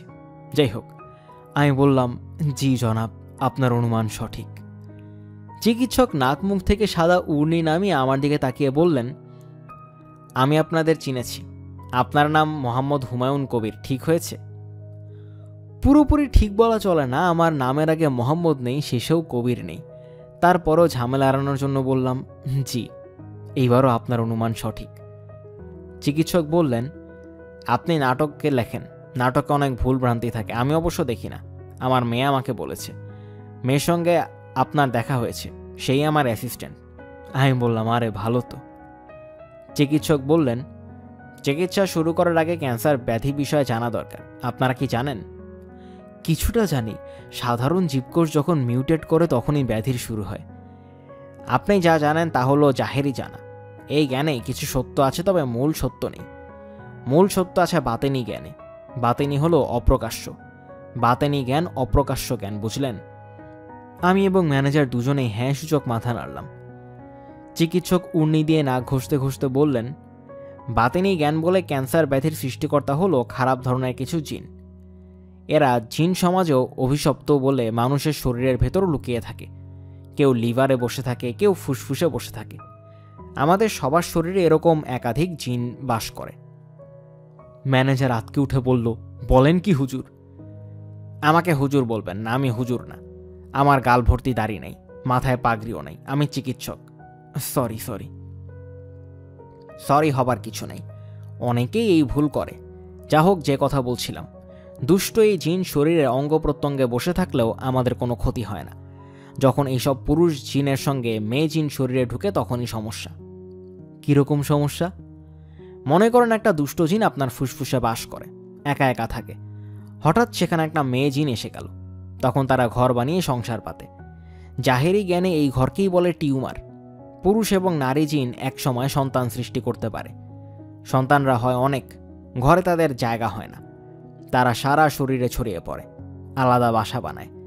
জাহেরি জ্ঞানে একে বলে মেটাসোটেসিস, বুঝলেন? বুঝার চেষ্টা করছি। আপনার শরীরে দুষ্ট জিন তার সঙ্গিনী পেয়েছে। তারা ঘর বানানো শুরু করেছে, তবে এখনো সন্তান উৎপাদন শুরু করেনি। আমি একবার ভাবলাম বলি রোগী আমি না, আমার ম্যানেজার, তার নামই রেজিস্ট্রেশন হয়েছে। তারপর ভাবলাম কথা বাড়িয়ে লাভ কি? এই ভদ্রলোকের সঙ্গে আজই প্রথম দেখা, আজই শেষ। আমার তো প্রয়োজন গল্প পেয়ে গেছি। চিকিৎসক বললেন, আমার প্রধান কাজ হবে জিন দম্পতির সন্তান উৎপাদন বন্ধ করা।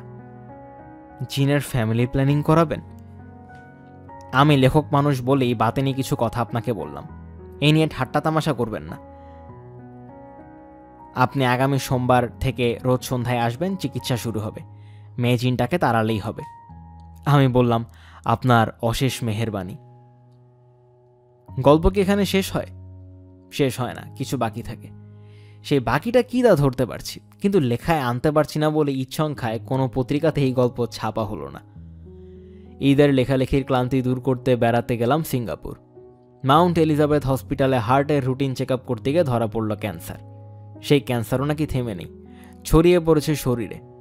আধুনিক বিজ্ঞানের ভাষায় মেটাসোথিসিস, বাতেনি চিকিৎসকের ভাষায় জিনের সন্তানীরা ছড়িয়ে পড়েছে।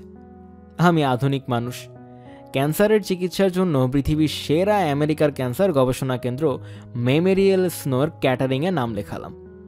আমার আমেরিকান চিকিৎসক পৃথিবীর সেরা ক্যান্সার বিশেষজ্ঞদের একজন। তিনি জাহেরি অর্থাৎ জাগতিক চিকিৎসক। আর একজন আছে বাতেনি চিকিৎসক, তার নাম আব্দুস সোবহান। উনি চিকিৎসা করেন ধ্যানের মাধ্যমে। আমি যতবার আমার অনকোলজিস্টের সঙ্গে কথা বলি ততবারই পরোক্ষভাবে বাতেনি চিকিৎসকের উপস্থিত থাকেন। একবার আমি ডক্টর স্টিফেন ভিচকে বললাম, ক্যান্সার বিষয়ে আমরা কি সব কিছু জানি? ডাক্তার ভিচ কিছুক্ষণ চুপ করে থেকে বললেন, না। আমি বললাম, আমাদের শরীরের সাধারণ কোষের মতো ক্যান্সার কোষেও যে জীবন্ত তা জানি। আচ্ছা, এমন কি হতে পারে যে এদের চিন্তা করার ক্ষমতা আছে, এরা আলাদা একা প্রাণ? ডাক্তার ভিচ ছোট্ট নিঃশ্বাস ফেলে বললেন, এদের ভাবভঙ্গি সেরকমই। কিছুক্ষণের জন্য মনে হলো ডাক্তার ভিচের চেহারাটা বাতেনি চিকিৎসক আব্দুস সোবহানের মতো হয়ে গেল। তোমার চারপাশে যা ঘটছে সবসময় তার ব্যাখ্যা চাইবে না। সব ব্যাখ্যা যার কাছে আছে তিনি কখনো তা প্রকাশ করে না। তিনি নিজেকে লুকিয়ে রাখেন বলে সব ব্যাখ্যা লুকানো। প্রাচীন চৈনিক দার্শনিক লি সুন। এখন পড়ে শোনাচ্ছি এই উপন্যাসের পরবর্তী গল্প, বন্ধু বিদায়। ৩৭ বছরের পুরানো বন্ধু, সুখ ও দুঃখ দিনের সঙ্গীকে বিদায় জানিয়েছি। আমাদের বন্ধুত্বকে কেউ সহজভাবে নেয়নি।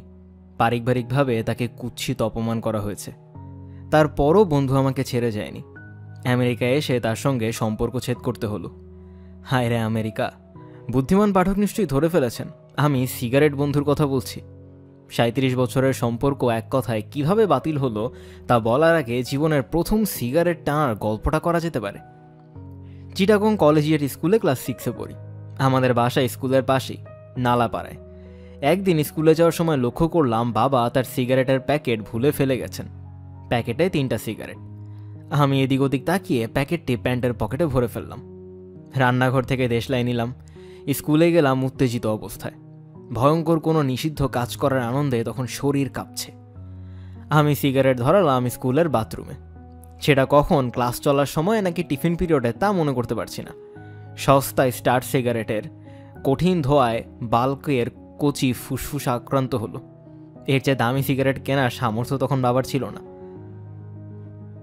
আমি বিকট শব্দে কাশছি, আর হঠাৎ বাথরুমের দরজা খুলে গেল। বাথরুমের দরজা উত্তেজনার কারণেই বন্ধ করতে ভুলে গিয়েছিলাম। স্যারদের বাথরুম ছাত্রদের বাথরুমের সঙ্গেই, বাইরে থেকে তালা লাগানো থাকে। স্যাররা চাবি নিয়ে আসেন। বড়ুয়া স্যার কুক্ষণে এসে আসামির কান ধরে হেড স্যারের রুমে নিয়ে গেলেন। হেড স্যার অবাক হয়ে বললেন, তুই এই বয়সে সিগারেটের প্যাকেট পকেটে নিয়ে ঘুরিস? তোকে স্কুল থেকে টিসি দেব, কাল তোর বাবাকে নিয়ে আসবি। আমি বললাম, জি আচ্ছা। হেড স্যার বললেন, তোর বাবাকে আনার দরকার নেই, তোকে আজই টিসি দিয়ে দিচ্ছি, যন্ত্রণা পুষে লাভ নেই। বড়ুয়া স্যার আমাদের ক্লাস টিচার। অতি বিচিত্র কারণে তার ক্লাসের প্রতিটি ছাত্রকে সন্তানের অধিক স্নেহ করতেন। বললেন, থাক, মাফ করে দেন, ছেলের বাবা এই ঘটনা জানলে ছেলেকে মারধর করবেন। আমি ব্যবস্থা নিচ্ছি, এমন শাস্তি দেব জীবনে সিগারেট ধরবে না, প্রয়োজনে জ্বলন্ত সিগারেট দিয়ে সারা গায়ে ছ্যাঁকা দিয়ে দিব। বড়ুয়া স্যার কঠিন শাস্তিই দিলেন। গায়ে মাথায় হাত বুলিয়ে বললেন, বাবারে, বিড়ি সিগারেট খুব খারাপ জিনিস, আর কোনোদিন খাবি না। আমি কাঁদতে কাঁদতে বললাম, খাবো না স্যার, কোনোদিন খাবো না। বড়ুয়া স্যার আরও একবার আমার মহাবিপদে আমাকে উদ্ধার করতে অনেক দেন দরবার করেছিলেন। কাঠ পেন্সিলের কোনো লেখায় বিস্তারিত বলেছি। আবারও বলি, আমি ছিলাম মহাদুষ্ট, পড়াশোনার সঙ্গে সম্পর্কহীন এক বালক। কাজেই ক্লাস 6-এর ফাইনাল পরীক্ষায় আমি একা ফেল করলাম। তখনকার স্কুলের নিয়মে ক্লাস 6 থেকে সব ছেলে নতুন ক্লাসে গেল। আমি একা বসে রইলাম। ক্লাসে আমি আর বড়ুয়া স্যার। ফেল করার সংবাদ বাসায় কিভাবে দেব এই আতঙ্কে অস্থির হয়ে কাঁদছি। বাবা কিছু বলবেন না আমি জানি। তিনি তার সমগ্র জীবনে তার পুত্রকন্যাদের গায়ে হাত তোলা দূরে থাকুক ধমকও দেননি। কিন্তু মা অন্য জিনিস, তিনি মেরে তক্তা বানিয়ে দিবেন। বড়ুয়া স্যার কিছুক্ষণ আমার কান্না দেখে বললেন, আয় আমার সঙ্গে, হেড স্যারকে বলে কয়ে দেখি বিশেষ বিবেচনায় কিছু করা যায় কিনা। হেড স্যার বড়ুয়া স্যারের উপর অত্যন্ত রাগ করলেন। তিনি কঠিন গলায় বললেন, যে ছেলে ড্রয়িং ছাড়ার প্রতিটি বিষয়ে ফেল করেছে আপনি তার জন্য সুপারিশ করতে এসেছেন? এই ছেলেকে আমি তো স্কুলেই রাখবো না। স্যার, এই ছেলেটাকে পাশ করিয়ে দিন, আমি আর কোনোদিন আপনার কাছে কোনো সুপারিশ নিয়ে আসবো না। বিশেষ বিবেচনায় হেড স্যার আমাকে ক্লাস 7-এ প্রমোশন দিলেন। পুরনো দিনের কথা থাকুক, এখনকার কথা বলি। স্লোয়ান কেটারিংয়ে ডাক্তাররা জানতে চাইলেন আমি সিগারেট খাই কিনা। আমি লজ্জিত মুখে বললাম, হ্যাঁ। দিনে কয়টা? আমি মিনমিন করে বললাম, 30টা। সিঙ্গাপুরের মাউন্ট এলিজাবেথের আমার হার্টের চিকিৎসক ফিলিপকো আমি এখনও 30টা সিগারেট দিনে খাই শুনে এমনভাবে তাকিয়েছিলেন যেন আমি মানুষ না, জন্তু বিশেষ। ঢাকায় আমার বন্ধু এবং হার্টের চিকিৎসক ডাক্তার বরেন আমার সিগারেট খাওয়ার পরিমাণ শুনে আনন্দিত গলায় বলেছিলেন, হুমায়ুন ভাই, আপনি তো মারা যাবেন। ডক্টর বরেন কারো আগাম মৃত্যু সংবাদ কেন জানি খুব আনন্দের সঙ্গে দেন। স্লোয়ান কেটারিংয়ে ডাক্তার আমার সিগারেট খাওয়া নিয়ে কিছুই বললেন না। আমি খানিকটা কনফিউজড হয়ে গেলাম। তবে কেমোথেরাপি শুরুর আগের দিন আমাকে হাসপাতালে ডাকা হলো। তারা বলল, আমার চামড়া কেটে তার ভেতর একটি নিকোটিন রিলিজিং যন্ত্র ঢুকিয়ে দেওয়া হবে। শরীর যখন নিকোটিনের জন্য কাতর হবে তখন যন্ত্র নিকোটিন রিলিজ করবে। খুব ধীরে ধীরে নিকোটিনের পরিমাণ যন্ত্র কমাবে। আমি বললাম, শরীরের ভেতরে আমি যন্ত্র ঢোকাবো না, সিগারেট ছেড়ে দিলাম।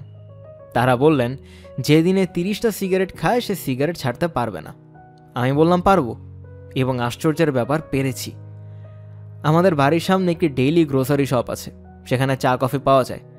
যখন কাউকে দেখি কফির মগ নিয়ে বাইরে এসে সিগারেট ধরিয়ে টানছে তখন এত ভালো লাগে, মনে হয় তারা কি সুখেই না আছে। যারা সিগারেট ছেড়ে দেয় তারা অতি দ্রুত সিগারেট বিদ্বেষী হয়ে ওঠে। যেমন আমার বন্ধু প্রতীক প্রকাশনার মালিক, একসময় গল্পকার আলমগীর রহমান। সে একসময় দিনে 2 প্যাকেট সিগারেট খেত। সিগারেট ছাড়ার পর আমাদের দিকে এমনভাবে তাকায় যেন আমরা সিগারেট না, কাগজে মুড়ে গুয়ের পুরিয়া খাচ্ছি। আমার ক্ষেত্রে এখনও এরকম হবে না। পরিচিত কাউকে সিগারেট খেতে দেখলে আমি তার পিঠে হাত রেখে বলবো, আরাম করে খাও, আমি দেখি। সিগারেট প্রসঙ্গে সুনীল গঙ্গোপাধ্যায়ের একটা গল্প বলি। একবার নিউ ইয়র্কে তার সঙ্গে এক হোটেলে উঠেছি, প্যানাম হোটেল। দেখি তিনি সিগারেট খাচ্ছেন না, চুরুট টানছেন। আমি বললাম, সিগারেট বাদ দিয়ে চুরুট কেন? উনি বিরক্ত বলায় কি একটা মহিলা কলেজের নাম করে বললেন, ছাত্রীরাই সমস্যা করেছে। সবার মাঝখানে দল বেঁধে মঞ্চে এসে বলেছে, আপনাকে সিগারেট ছাড়তে হবে, মঞ্চেই কথা দিতে হবে। আমি বাধ্য হয়ে সিগারেট ছাড়ার ঘোষণা দিয়ে চুরুট ধরেছি। আরও কিছুদিন অতিরিক্ত বেঁচে থাকার জন্য মানুষ কিন্তু অনেক কিছুই ত্যাগ করে। মানুষকে দোষ দিয়ে লাভ কি? গলিত স্থবির ব্যাঙও নাকি 2 মুহূর্তের ভিক্ষা মাগে, উনমেও উষ্ণ অনুরাগে। আমি কখনো অতিরিক্ত কিছুদিন বাঁচার জন্য সিগারেটের আনন্দ ছাড়ার জন্য প্রস্তুত ছিলাম না। আমি ভেবে রেখেছিলাম ডাক্তারকে বলবো আমি একজন লেখক, নিকোটিনের বিষে আমার শরীরের প্রতিটি কোষ অভ্যস্ত, তোমরা আমার চিকিৎসা করো, কিন্তু আমি সিগারেট ছাড়ব না। তাহলে কেন ছাড়লাম? পুত্র নিনিত হামাগুড়ি থেকে হাঁটা শিখেছে। বিষয়টা পুরোপুরি রপ্ত করতে পারেনি। 2-1 পা হেঁটেই ধুম করে পড়ে যায়, ব্যথা পেয়ে কাঁদে। একদিন বসে আছি, টিভিতে খবর দেখছি, হঠাৎ চোখ গেল নিনিতের দিকে।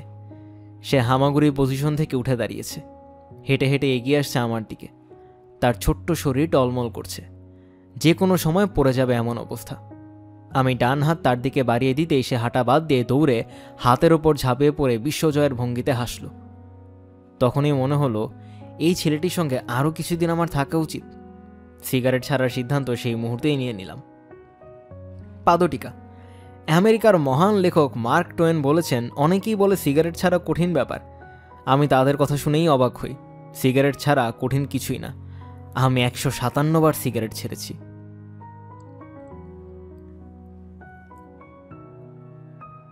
শুক্রবার মুসলমানদের জন্য পবিত্র একটি দিন, খ্রিস্টানদের রোববার, ইহুদিদের শনিবার। সপ্তাহের 3 দিন 3 ধর্মাবলম্বীরা নিয়ে বসে আছে। শুক্রবার মুসলমানদের পবিত্র দিন বলে কি আমেরিকানরা কালো শুক্রবার আবিষ্কার করলো, ব্ল্যাক ফ্রাইডে। থ্যাঙ্কস গিভিংয়ের রাত থেকে শুরু হয় এই কালো শুক্রবার। একটি দিনের জন্য কম দামে জিনিসপত্র বিক্রির মহা উৎসব। 40 ইঞ্চি রঙিন টেলিভিশন, যার দাম $1000, অবিশ্বাস্য হলেও সত্যি, কালো শুক্রবারে তা বিক্রি হয় $200। আমেরিকানরা বড় বড় দোকানের সামনে প্রচণ্ড শীত আগ্রাহ্য করে ঘন্টার পর ঘন্টা দাঁড়িয়ে থাকে, কখন রাত 10টা বাজবে, কখন শুরু হবে কালো শুক্রবার। গত বছরের কালো শুক্রবারে দোকানে ঢোকার ধাক্কাধাক্কিতেই নাকি মারা গেছে 5 জন। সেল শুনলেই আমেরিকানদের মাথা এলোমেলো হয়ে যায়। জীবন বাজি রেখে হলেও সেলে জিনিস কিনতে হবে, সেই জিনিস কাজে লাগুক বা না লাগুক। আমেরিকা পৃথিবীর একমাত্র দেশ যেখানে অকারণ শপিং করে দেউলিয়া হওয়া যায়। ব্যাংক বাড়িঘর নিয়ে নেয়, এমনও হয় গৃহত্যাগীরা পথে হাঁটাহাঁটি শুরু করে। টিভির খবরে দেখলাম এই ব্ল্যাক ফ্রাইডেতে সারা আমেরিকায় $55 বিলিয়ন জিনিসপত্র বিক্রি হয়েছে। প্রসঙ্গক্রমে এবছরের বাংলাদেশের বাজেটের দ্বিগুণ এক ব্ল্যাক ফ্রাইডের বিক্রি। এবছরের কালো শুক্রবার আমার দেখার শখ ছিল, শরীরে কুলোয়নি বলে যাওয়া হয়নি। একটি লাভ অবশ্য হয়েছে। টেলিফোনে আমার এক প্রিয় কবির সঙ্গে কথা হয়েছে। তার প্রথম কথা, হুমায়ুন, তোমার সঙ্গে আমার কখনো দেখা হয়নি কেন? কবির কণ্ঠস্বর তেজি, গলা শুনে বোঝার উপায় নেই উনি শারীরিকভাবে অচল হয়ে গেছেন। খুব মন খারাপ হলো যখন উনি বললেন, হুমায়ুন, আমার জীবন হুইলচেয়ার আটকে গেছে। আমি 1 মিনিটের বেশি হুইলচেয়ার থেকে উঠে দাঁড়াতে পারি না। আমার কিডনি নষ্ট, 6 বছর বেঁচে আছি ডায়ালাইসিসের ওপর। ডায়ালাইসিস নিয়ে 5 বছরের বেশি কেউ বাঁচে না। আমি 1 বছর বেশি বেঁচে আছি, সেটাই বা খারাপ কি? হুমায়ুন, বয়স আমি বড় বলে তোমাকে তুমি করে বলছি, সমস্যা আছে? আমি বললাম, আপনার ক্ষেত্রে নেই। কবির নাম শহীদ কাদরী।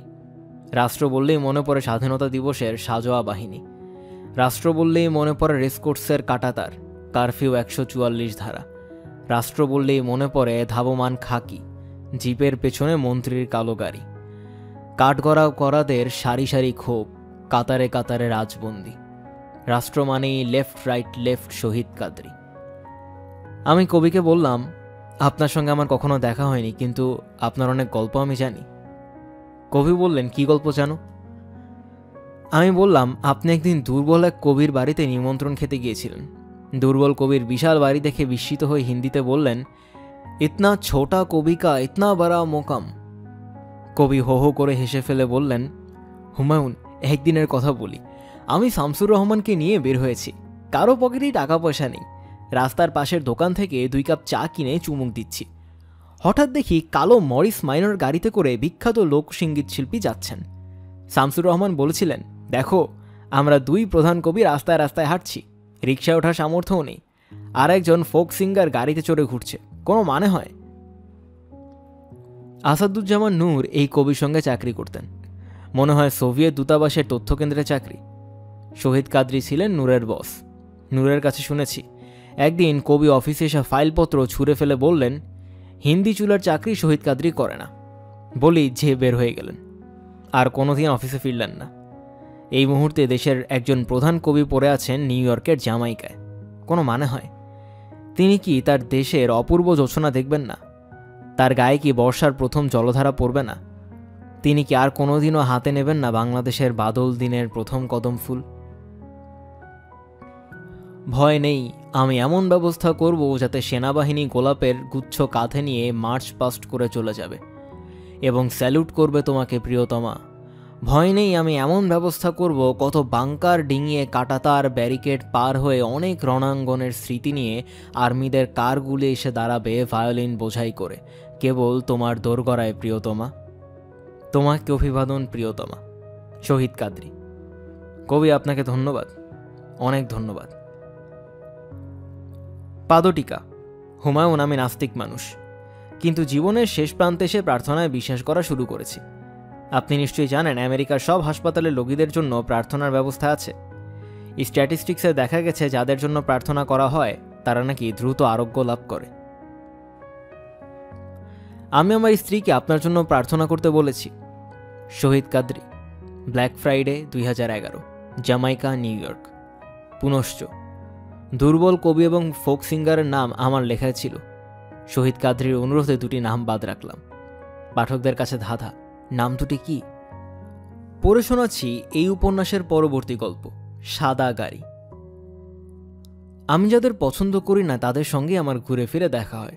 হয়তো খুব জমিয়ে গল্প করছি, কাজের ছেলেটি এসে বলল, কে জানি আইসে আপনারে বুলায়। বাইরে উকি দিলে এমন একজনকে দেখা যাবে যার সঙ্গে একসময় খাতির ছিল, এখন নেই। তবু হাসির একটা ভাব করে উল্লাসের সঙ্গে বলতে হবে, আরে আরে কি খবর, তারপর কেমন চলছে। একসময় হয়তো এই লোকটির সঙ্গে তুই তকারি করতাম, এখন দূরত্ব রাখার জন্য ভাববাচ্চে কথা বলতে হয়। বাংলা ভাষার ভাববাচ্চও খুব উন্নত নয়, দীর্ঘ সময় কথা চালানো যায় না। আজকের ব্যাপারটাই ধরা যাক। আড্ডা জমে গেছে, বাংলা বানান নিয়ে খুব তর্ক বেঁধে গেছে। এমন সময় কাজের ছেলেটি এসে বলল, আমাকে কে নাকি ডাকছে। বেরিয়ে দেখি সাব্বির। আমি হাসি মুখেই বললাম, বাইরে কেন, ভেতরে এসে বসুন। সে অপ্রস্তুত ভঙ্গিতে হাসল, আসুন ভেতরে। না না ঠিক আছে, আমার কয়েকজন বন্ধু বান্ধব এসেছে, গল্পগুজব হচ্ছে, আসুন পরিচয় করিয়ে দিই। অন্য আরেকদিন আসবো, আজ অসুবিধা কিসের, আসুন ভিতরে। সাব্বির চোখ মুখ লাল করে ভেতরে ঢুকল। পুরুষ মানুষদের লজ্জায় এমন লাল হতে কখনো দেখিনি। নাকের পাতায় বিন্দু বিন্দু ঘাম। ভেতরে তখন তুমুল উত্তেজনা। আজিজ ফজলুকে জিজ্ঞেস করছে, ধুলি বানান কর দেখি, রস্যুকার না দীর্ঘকার। রাগের চোটে ফজলু তোতলাচ্ছে, ক্রমাগত তার মুখ দিয়ে থুতু পড়ছে, বিশ্রী অবস্থা। সাব্বির নার্ভাস ভঙ্গিতে রুমাল দিয়ে তার মুখ মুছল এবং মৃদুস্বরে বলল, আজ যাই, অন্য একদিন আসবো। আরে বসুন না, তাস হবে, তাস খেলতে পারেন তো? জি না, আমি আজ যাই, আজ আমার একটা কাজ আছে। আমি সাব্বিরকে রাস্তা পর্যন্ত এগিয়ে দিতে গেলাম। সেখানে সাদা রঙের প্রকাণ্ড একটা গাড়ি দাঁড়িয়ে আছে। মুস্কো জোয়ান এক ড্রাইভার সাব্বিরকে দেখে স্প্রিংয়ের মতো লাফিয়ে বের হলো এবং দ্রুত দরজা খুলে মূর্তির মতো হয়ে গেল। আমাদের বয়সে একটা ছেলের জন্য এতটা আয়োজন আছে ভাবাই যায় না। আমি তীব্র একটা ঈর্ষা নিয়ে মোড়ের দোকান থেকে সিগারেট কিনলাম। ছুটির সকালে ঈর্ষার মতো জিনিস দীর্ঘস্থায়ী হয় না, কিন্তু এটা অনেকক্ষণ ধরে বুকে খচখচ করতে লাগলো। সাব্বিরের সঙ্গে পরিচয় সূত্রটা এরকম। পুরানা পল্টনের এক ওষুধের দোকানে ঢুকেছি প্যারাসিটামল কিনতে। পয়সা দিয়ে বেরোবার সময় দেখলাম ঘটাঘট শব্দে সব দোকানের ঝাঁপ পড়ে যাচ্ছে। চারিদিকে দারুণ ব্যস্ততা। কি হয়েছে কেউ কিছু বলতে পারছে না, সবাই ছুটছে। ট্রাকওয়ালাদের সঙ্গে বাসওয়ালাদের কি নাকি একটা ঝামেলা। একদল লোক নাকি রামদা নিয়ে বের হয়েছে। ব্যাপারটা গুজব হবারই কথা, এই যুগে রামদা নিয়ে কেউ বের হয় না, তবে সাবধানের মার নেই। দ্রুত পাশের গলিতে ঢুকে দেখি গলির মাথায় একটা পাঞ্জাবি গায়ে দারুণ ফর্সা ছেলে লম্বালম্বি হয়ে পড়ে আছে, তবে চশমা ছিটকে পড়েছে অনেকটা দূরে। আমি গিয়ে তাকে টেনে তুললাম। সে বিড়বিড় করে বলল, চশমা ছাড়া আমি কিছু দেখতে পাই না, আমার মায়োপিয়া, চোখের পাওয়ার 6 ডায়োপ্টার। চশমার একটা কাঁচ খুলে পড়ে গিয়েছিল। এক কাছের চশমা পরে সে অদ্ভুত দৃষ্টিতে তাকিয়ে রইল। তাকে বাড়ি না পৌঁছানো পর্যন্ত সে আমার বাঁ হাত শক্ত করে ধরে রাখল, সম্ভবত ভয় পাচ্ছিল আমি তাকে ফেলে রেখে চলে যাব। কোনো পুরুষ মানুষের এমন মেয়েদের মতো চেহারা হয় আমার জানা ছিল না। পাতলা ঠোঁট, কাচবিহীন চোখের দিকে তাকালে মনে হয় কাজল পরানো, কিশোরীদের মতো ছোট্ট চিবুক। আমি বললাম, আপনি কি করেন? ইংরেজিতে এমএ পরীক্ষা দিব। তাই নাকি? ভালো। গত বছর পরীক্ষা দেবার কথা ছিল, দেইনি। আমার হার্টের অসুখ, হার্টবিটের রিদমে গন্ডগোল আছে। চিকিৎসা করছেন তো? এর কোনো চিকিৎসা নেই। এই বলেই সে ফ্যাকাশেভাবে হাসতে লাগলো। আমি সিগারেট বের করলাম। নেন, সিগারেট নেন। আমি সিগারেট খাই না। নিকোটিন হার্টের মাসলে ক্ষতি করে, ফাইবারগুলি শক্ত করে দেয়। এত সব জানলেন কিভাবে? আমার মা ডাক্তার। নিউজ কার্টুনের যে বাড়ির সামনে রিক্সা থামলো সেটাকে বাড়ি বলা ঠিক না, সেটা এক হুলুস্থুল ব্যাপার। আমরা রিক্সা থেকে নামতেই চারদিকে ছুটাছুটি পড়ে গেল। সাব্বিরের মতো দেখতে একজন মহিলা তীক্ষ্ণ কণ্ঠে বলতে লাগলেন, কেন তুমি কাউকে কিছু না বলে বেরুলে? আর বেরুলে যখন কেন গাড়ি নিলে না? সাব্বির অপ্রস্তুত ভঙ্গিতে হাসতে লাগলো। ভদ্রমহিলা অভিমানী স্বরে বললেন, কেন তুমি আমাদের কষ্ট দাও? আর যাব না মা, তোমার দুর্বল হার্ট যে কোনো সময় কিছু একটা যদি হয়ে যেত তখন। মা, আর যাব না। এই ছেলেটাই সাব্বির। রাত 8টার আগে আমি এদের বাড়ি থেকে বেরোতে পারলাম না। সাব্বিরের বাবা এবং মা এমন একটা ভাব করতে লাগলেন যেন আমি সাব্বিরকে মৃত্যুর হাত থেকে ছিনিয়ে নিয়ে এসেছি। এরকম বড় একটা কাজের যোগ্য পুরস্কার দিতে না পেরে তারা দুজনেই অস্থির। আমাকে বাড়ি পৌঁছে দিতে এবং বাড়ি চিনে আসবার জন্য একজন লোক চলল আমার সঙ্গে। ছোট গলিতে বড় গাড়ি ঢুকবে না, এই জন্য টেলিফোন করে একটা ছোট গাড়ি আনানো হলো। সাব্বির মা বাবার নিষেধ আগ্রাহ্য করে আমাকে এগিয়ে দিতে এলো গেট পর্যন্ত। নিচু স্বরে বলল, বাবা মা আমার জন্য খুব ব্যস্ত, একটা মাত্র ছেলে তো। আপনি একাই নাকি? জি, 5 ভাই বোন ছিলাম আমরা, এখন আমি একা আছি।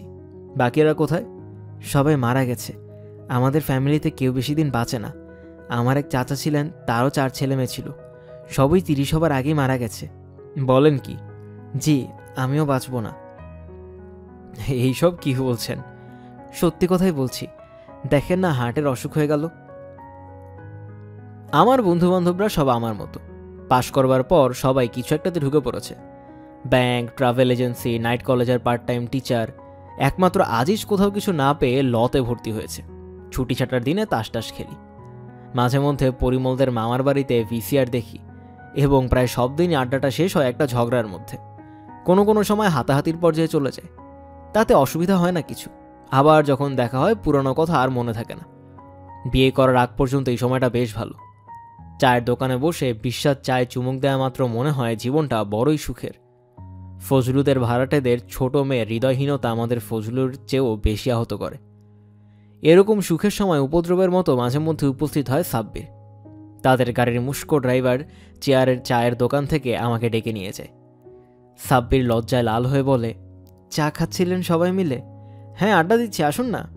জি না, আমি চা খাই না। চা না খেলে খাবেন না খাবেন, বসে গল্প করুন। আরেকদিন আসবো, আজ একটা কাজ আছে। কাজ থাকলে চলে গেলেই হয়, তা না, অপ্রস্তুত ভঙ্গিতে দাঁড়িয়ে থাকে। বিরক্তিতে আমার গা জ্বলে যায়, তবু ভদ্রতা করিয়ে দাঁড়িয়ে থাকতে হয়। কি নিয়ে এত গল্প করেন? গল্প করার টপিকের অভাব আছে নাকি? রাজনীতি, মেয়ে মানুষ, সিনেমা, প্রেম, এসে শুনুন না। শুনতে না ছিল বলুন। কি বলবো? প্রেমের অভিজ্ঞতার কথা বলুন। সাব্বির টমেটোর মতো লাল হয়ে বলল, মেয়েদের বিষয়ে আমার অভিজ্ঞতা নেই। আমি কোনো মেয়ের সঙ্গে সামনাসামনি বসে কথা বলিনি। বলেন কি? জি, সত্যি। আমি একাই থাকি। মেয়েদের সঙ্গে মেশা আমার মা পছন্দ করেন না। আমার হার্টের অসুখ। তাতে কি? মানে সামান্যতম এক্সাইটমেন্টে রিদমে গন্ডগোল হয়, মেজর প্রবলেম হতে পারে। আমি ঝামেলামুক্ত হবার জন্য বলি, আজ তাহলে যান, রোদ লাগছে। সাব্বির তবু যায় না, দাঁড়িয়ে থাকে। তার একটু দূরে অ্যাটেনশন হয়ে দাঁড়িয়ে থাকা মুস্কো ড্রাইভার। কুৎসিত ব্যাপার। মেইলি চেহারা এই যুবকের সুখ দুঃখের সাথে আমার সুখ দুঃখের কোনো মিল নেই। এর সঙ্গে নরম স্বরে মিষ্টি কথা বলতে আমার ভালো লাগে না। আমি সাব্বিরকে এড়িয়ে চলবার জন্য নানা রকম কৌশল করি। ঘরে বসে থাকে কাজের ছেলেটিকে বলে পাঠাই বাসায় নেই, কখন ফিরবে তারও ঠিক নেই। কোনো দিন নিজেই গিয়ে বলি, আমি এক্ষুনি বেরোবো, হাসপাতালে এক বন্ধুকে দেখতে যাবার কথা, আজ তো কথা বলতে পারছি না। আসুন, হাসপাতালে পৌঁছে দিই। কোন হাসপাতাল? না না, তার দরকার নেই, আমার কোনো অসুবিধা হবে না, আসুন না। মহা বিরক্তিকর ব্যাপার। রাস্তায় কোনো সাদা রঙের গাড়ি দেখলেই মনে হয় এই বুঝি গাড়ি থেকে ফর্সা পাঞ্জাবি পরা সাব্বির বেরিয়ে আসবে। মোটা কাচের আড়ালে যার চোখ ঢাকা বলে মনের ভাব বোঝা যাবে না। কথা বলবে এমন ভালো মানুষের মতো যে রাগ করা যাবে না, আবার সহ্যও করা যাবে না। রাস্তায় বেরুলেই একটা অস্পষ্ট অস্বস্তি লেগে থাকে। এই বুঝি দেখা হলো। অস্বস্তিটা সবচেয়ে বেশি হয় নীলু সঙ্গে থাকলে। নীলু তার কারণ বুঝতে পারে না। সে বিরক্ত হয়ে বলে, এরকম করো কেন? দেখা হলে কি হবে? আমার তো ভদ্রলোককে দেখতে ইচ্ছা করছে। একদিন অবশ্য দেখা হলো। গ্রিন রোড দিয়ে হেঁটে হেঁটে আসছি, হঠাৎ রাস্তার পাশে সাদা গাড়িটি দাঁড়িয়ে গেল। গাড়ির ভেতর থেকে সাব্বির অবাক হয়ে তাকিয়ে আছে আমার দিকে। আমি না দেখার ভান করলাম এবং অতি দ্রুত একটা রিক্সা ঠিক করে নীলুকে নিয়ে উঠে পড়লাম। সারাক্ষণই ভয় করতে লাগলো, এক্ষুনি হয়তো সেই গাড়ি নিয়ে সামনে এসে যাবে, লাজুক গলায় বলবে, কোথায় যাবেন বলুন, আমি নামিয়ে দিই। সেরকম কিছু ঘটল না। নীলু বিরক্ত হয়ে বলল, হুট করে রিক্সা নিলে কেন? আমি কতবার বলেছি পাশাপাশি রিক্সা চড়তে আমার ভালো লাগে না। ভালো লাগে না কেন? হুট তুলতে হয়। হুট তুললে আমার কেন জানি দম বন্ধ হয়ে আসে। হুট না তুললেই হয়? পাগল! হুট না তুলে অবিবাহিত একটা ছেলের সঙ্গে আমি রিক্সায় চড়ব? বিকালটা আমার চমৎকার কাটল। দুজনে খুব ঘুরলাম। সন্ধ্যাবেলা ঢুকে পড়লাম একটা চাইনিজ রেস্টুরেন্টে। নীলু সারাক্ষণই বলল, ইস, বাসার সবাই দুশ্চিন্তা করছে। তবু উঠবার কোনো তারা দেখালো না। নীলুকে শ্যামলিতে রেখে বাসায় ফিরে দেখি সাব্বির আমার জন্য অপেক্ষা করছে। আমি অবাক হয়ে বললাম, কি ব্যাপার? কোনো ব্যাপার নয়, এমনি এলাম। দিনে এলে তো আপনাকে পাওয়া যায় না। কোনো বিশেষ কাজে এসেছেন না শুধু গল্প করবার জন্য? না, কোনো কাজে না, এমনি। সাব্বির রুমাল দিয়ে কপালের ঘাম মুছতে লাগলো। আমি বললাম, চা খান? চা দিতে বলি? জি না, চাটা না, আমি এখন যাব। মা চিন্তা করছেন এত রাত পর্যন্ত বাইরে কখনো থাকি না। আজই বা থাকলেন কেন? আপনাদের দুজনকে আজ দেখলাম, বড় ভালো লাগলো, সেটা বলবার জন্য। আমাকে আর নীলুকে দেখেছেন বুঝি? জি, বড় ভালো লাগলো। আমি একবার ভাবলাম এগিয়ে গিয়ে বলি, কোথায় যাবেন চলুন পৌঁছে দেই। আপনারা কি মনে করেন এইভাবে গেলাম না। আমি নিঃশব্দে একটা সিগারেট ধরালাম। সাব্বির বলল, আমি অবশ্য আপনাদের পেছনে পেছনে গিয়েছি। তাই নাকি? জি, ড্রাইভারকে বললাম দূর থেকে ওই রিক্সাটাকে ফলো করো। তারপর ফলো করলেন? জি, শাহবাগ পর্যন্ত। তারপর ড্রাইভার আর রিক্সাটা লোকেট করতে পারলো না। আপনি কি রাগ করেছেন? না, আমি একবার ভেবেছিলাম আপনাকে বলবো, কিন্তু আপনাদের দুজনকে এত সুন্দর লাগছিল, কি সুখী সুখী লাগছিল, আমার মনে হলো এটা বলা উচিত। আপনি রাগ করেননি তো? না, রাগ করিনি। রাত অনেক হয়ে গেছে, এখন বাসায় যান, নয়তো আপনার মা আবার রাগ করবেন। জি, তা ঠিক। সাব্বির চলে গেল, কিন্তু আমার বিরক্তির সীমা রইল না। লোকটি কি নির্বোধ না অন্য কিছু? আমার মনে একটা ক্ষীণ সন্দেহ হলো, এরকম ঘটনা আবার ঘটবে। ও যদি আমাকে এবং নীলুকে আবার কখনো দেখে, তাহলে আবার তার সাদা গাড়ি আসবে পেছনে পেছনে। কি অসহ্য অবস্থা! ঘটলও তাই। দিন 7 পর সাব্বির এসে হাসি মুখে বলল, আপনারা কি বুধবার বিকালে শিশু পার্কের সামনে ফুচকা খাচ্ছিলেন? মনে নেই। আপনার পরনে ছিল একটা চেক শার্ট, আর আপনার বান্ধবীর গায়ে লাল রঙের চাদর, হাতে একটা চটের ব্যাগ, মনে পড়েছে? হ্যাঁ, পড়েছে। আপনি কিন্তু ফুচকা খাবার পর থেকে ঠিক কাটায় কাটায় 1 ঘন্টা আপনাদের ফলো করেছি। তাই নাকি? জি, এত ভালো লাগছিল আমার। ড্রাইভারকে বললাম তারা দেখতে পায় না, এমনভাবে তাদের ফলো করো। আপনি অবশ্য একবার পেছনে তাকিয়েছেন, কিন্তু কিছু বুঝতে পারেননি। নীলু সঙ্গে থাকলে আমি একটু অন্যমনস্ক থাকি। আচ্ছা, এলিফ্যান্ট রোডের ওই দোকানটা থেকে কি কিনলেন আপনারা? আমি তার জবাব না দিয়ে গম্ভীর হয়ে বললাম, আসুন আপনার সঙ্গে নীলুর পরিচয় করিয়ে দিই। না না, তার কোনো দরকার নেই। আপনাদের দুজনকে একসঙ্গে দেখতে আমার ভালো লাগে। কীরকম অদ্ভুত সুখী সুখী চেহারা। জানেন, আমি মাকে আপনাদের কথা বলেছি। ভালো করেছেন। আমি যে মাঝে মাঝে আপনাদের পেছনে পেছনে যাই, আপনি রাগ করেন না তো? আমি উত্তর না দিয়ে সিগারেট ধরালাম। একটা সাদা গাড়ি সর্বত্র আমাদের অনুসরণ করছে, এটা ভাবতেই তো মন শক্ত হয়ে যায়। সাব্বির বসে আছে আমার সামনে, তার ফর্সা কিশোরীদের মতো মুখে উত্তেজনার ছাপ, কপালে বিন্দু বিন্দু ঘাম, চোখ চকচক করছে, বোধহয় কেঁদেই ফেলবে। সে অনেকখানি ঝুঁকে এসে বলল, পৃথিবীর মানুষ এত সুখী কেন বলুন তো? সাব্বিরের সঙ্গে এটাই আমার শেষ দেখা। আর কখনো সে আমার কাছে আসেনি। হয়তো শরীর খুব বেশি খারাপ, ঘর থেকে বেরোতে পারছে না, কিংবা গিয়েছে বাইরে, কিংবা অন্য কিছু। গিয়ে খোঁজ নেবার মতো ইচ্ছা কখনো হয়নি। সাব্বির আর কখনো আসেনি, কিন্তু তার সাদা গাড়িটি ঠিকই অনুসরণ করেছে আমাদের। যখনই নীলু মজার একটা কিছু বলেছে কিংবা যখনই আমার নীলুর হাত ধরতে ইচ্ছা হয়েছে, তখনই বুঝতে পেরেছি বিশাল সাদা গাড়িটা আশেপাশে কোথাও আছে। এর হাত থেকে আমাদের মুক্তি নেই। নীলুর সঙ্গে শেষ পর্যন্ত আমার বিয়ে হয়নি। যে মেয়েটিকে বিয়ে করেছি সে নীলুর মতো নয়, কিন্তু তার জন্য আমি প্রচণ্ড ভালোবাসা অনুভব করি। বৃষ্টির রাতে যখন হঠাৎ বাতি চলে যায়, বাইরে হাওয়ায় মাতামাতি শুরু হয়, আমি গভীর আবেগে হাত রাখি তার গায়ে। তখনই মনে হয় কাছেই কোথাও সাদা গাড়িটি বৃষ্টিতে ভিজছে। চশমা পরা অসুস্থ যুবক ভুরু কুচকে ভাবছে, মানুষ এত সুখী কেন? এখন আপনাদের পড়ে শোনাচ্ছি এই উপন্যাসের পরবর্তী গল্প, সুপার হিরো। হিরো একটি পশ্চিমা কনসেপ্ট। এদের কমিক বইয়ে হিরো আছে, ব্যাটম্যান, স্পাইডারম্যান, সুপারম্যান, বাস্তবেও আছে। আমাদের তেমন কিছু নেই। মাঝে মধ্যে এক আধজনকে পাওয়া যায়, ভাঙা রেললাইনের সামনে গামছা নিয়ে দাঁড়িয়ে ট্রেন থামায়, অনেকের জীবন রক্ষা করে। আমরা কিছুদিন তাকে নিয়ে হইচই করে ব্যাক টু দ্য প্যাভিলিয়ন। উল্টো ব্যাপারও আছে, পুরো ট্রেন জ্বালিয়ে দেওয়া। পশ্চিমা একজন হিরোর গল্প দিয়ে আজকের লেখা শুরু করছি। তার নাম টেরি ফক্স। কানাডার এক যুবক, মাত্র 22 বছর বয়সে ভয়াবহ ক্যান্সার তাকে আক্রমণ করল। তার একটি পা কেটে ফেলে দিতে হলো। টেরি ফক্স হাসপাতালের বিছানায় শুয়ে ভাবলেন ক্যান্সার গবেষণার জন্য আরও অর্থ প্রয়োজন। তিনি ঘোষণা করলেন এক পা নিয়েই তিনি কানাডার এক প্রান্ত থেকে আরেক প্রান্ত পর্যন্ত দৌড়ে ক্যান্সারের জন্য অর্থ সংগ্রহ করবেন। আটলান্টিক সমুদ্রে পা ডুবিয়ে তিনি দৌড় শুরু করলেন। ততদিনে একটা নকল পা লাগানো হয়েছে। 143 দিন পর্যন্ত তিনি নকল পায়ে দৌড়ালেন। 3331 মাইল অতিক্রম করে তাকে থামতে হলো, কারণ ক্যান্সার তখন ফুসফুস পর্যন্ত ছড়িয়ে পড়েছে। মাত্র 23 বছর বয়সে তার মৃত্যু হয়। তিনি ক্যান্সার রিসার্চের জন্য রেখে গেলেন সংগ্রহ করা $100 মিলিয়ন।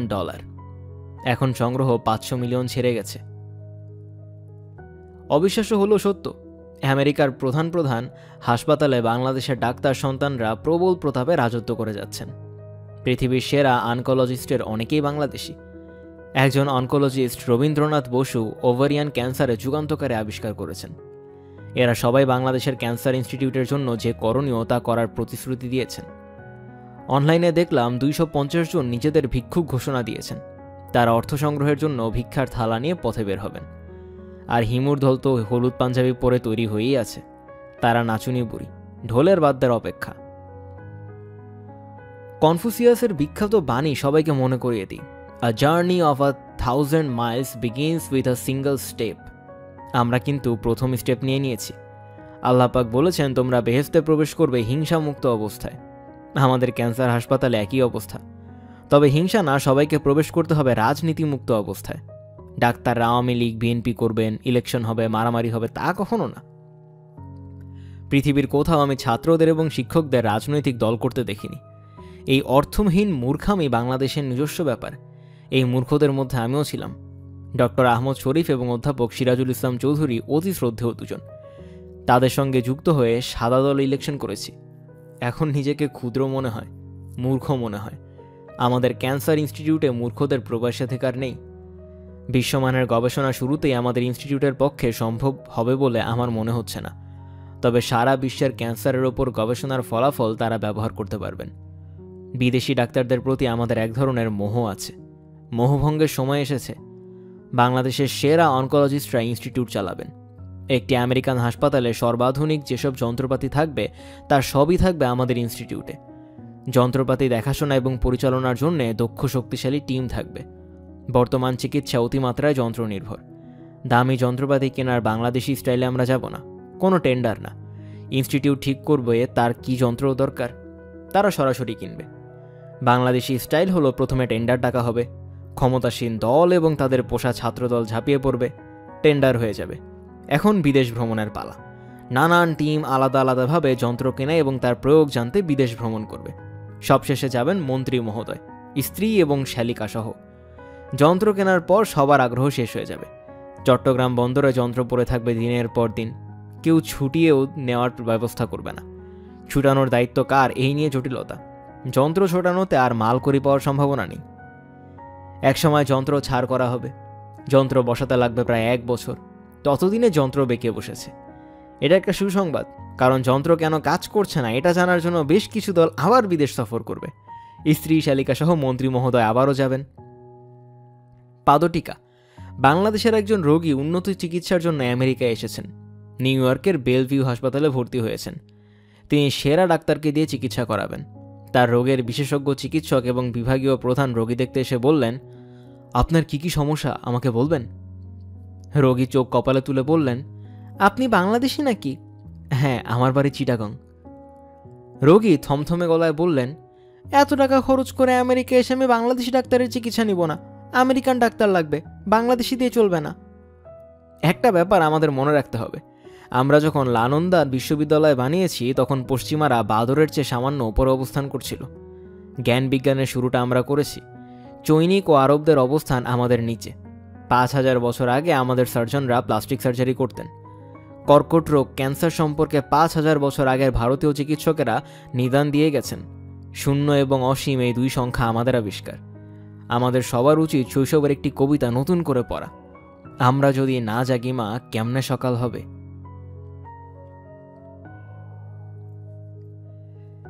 এখন পড়ে শোনাচ্ছি নিউ ইয়র্কের নীল আকাশে ঝকঝকে রোদের পরবর্তী গল্প, উবাস্তে ইয়ামা। উবাস্তের অর্থ ময়লা, ইংরেজিতে গার্বেজ। ইয়ামা শব্দের অর্থ পর্বত।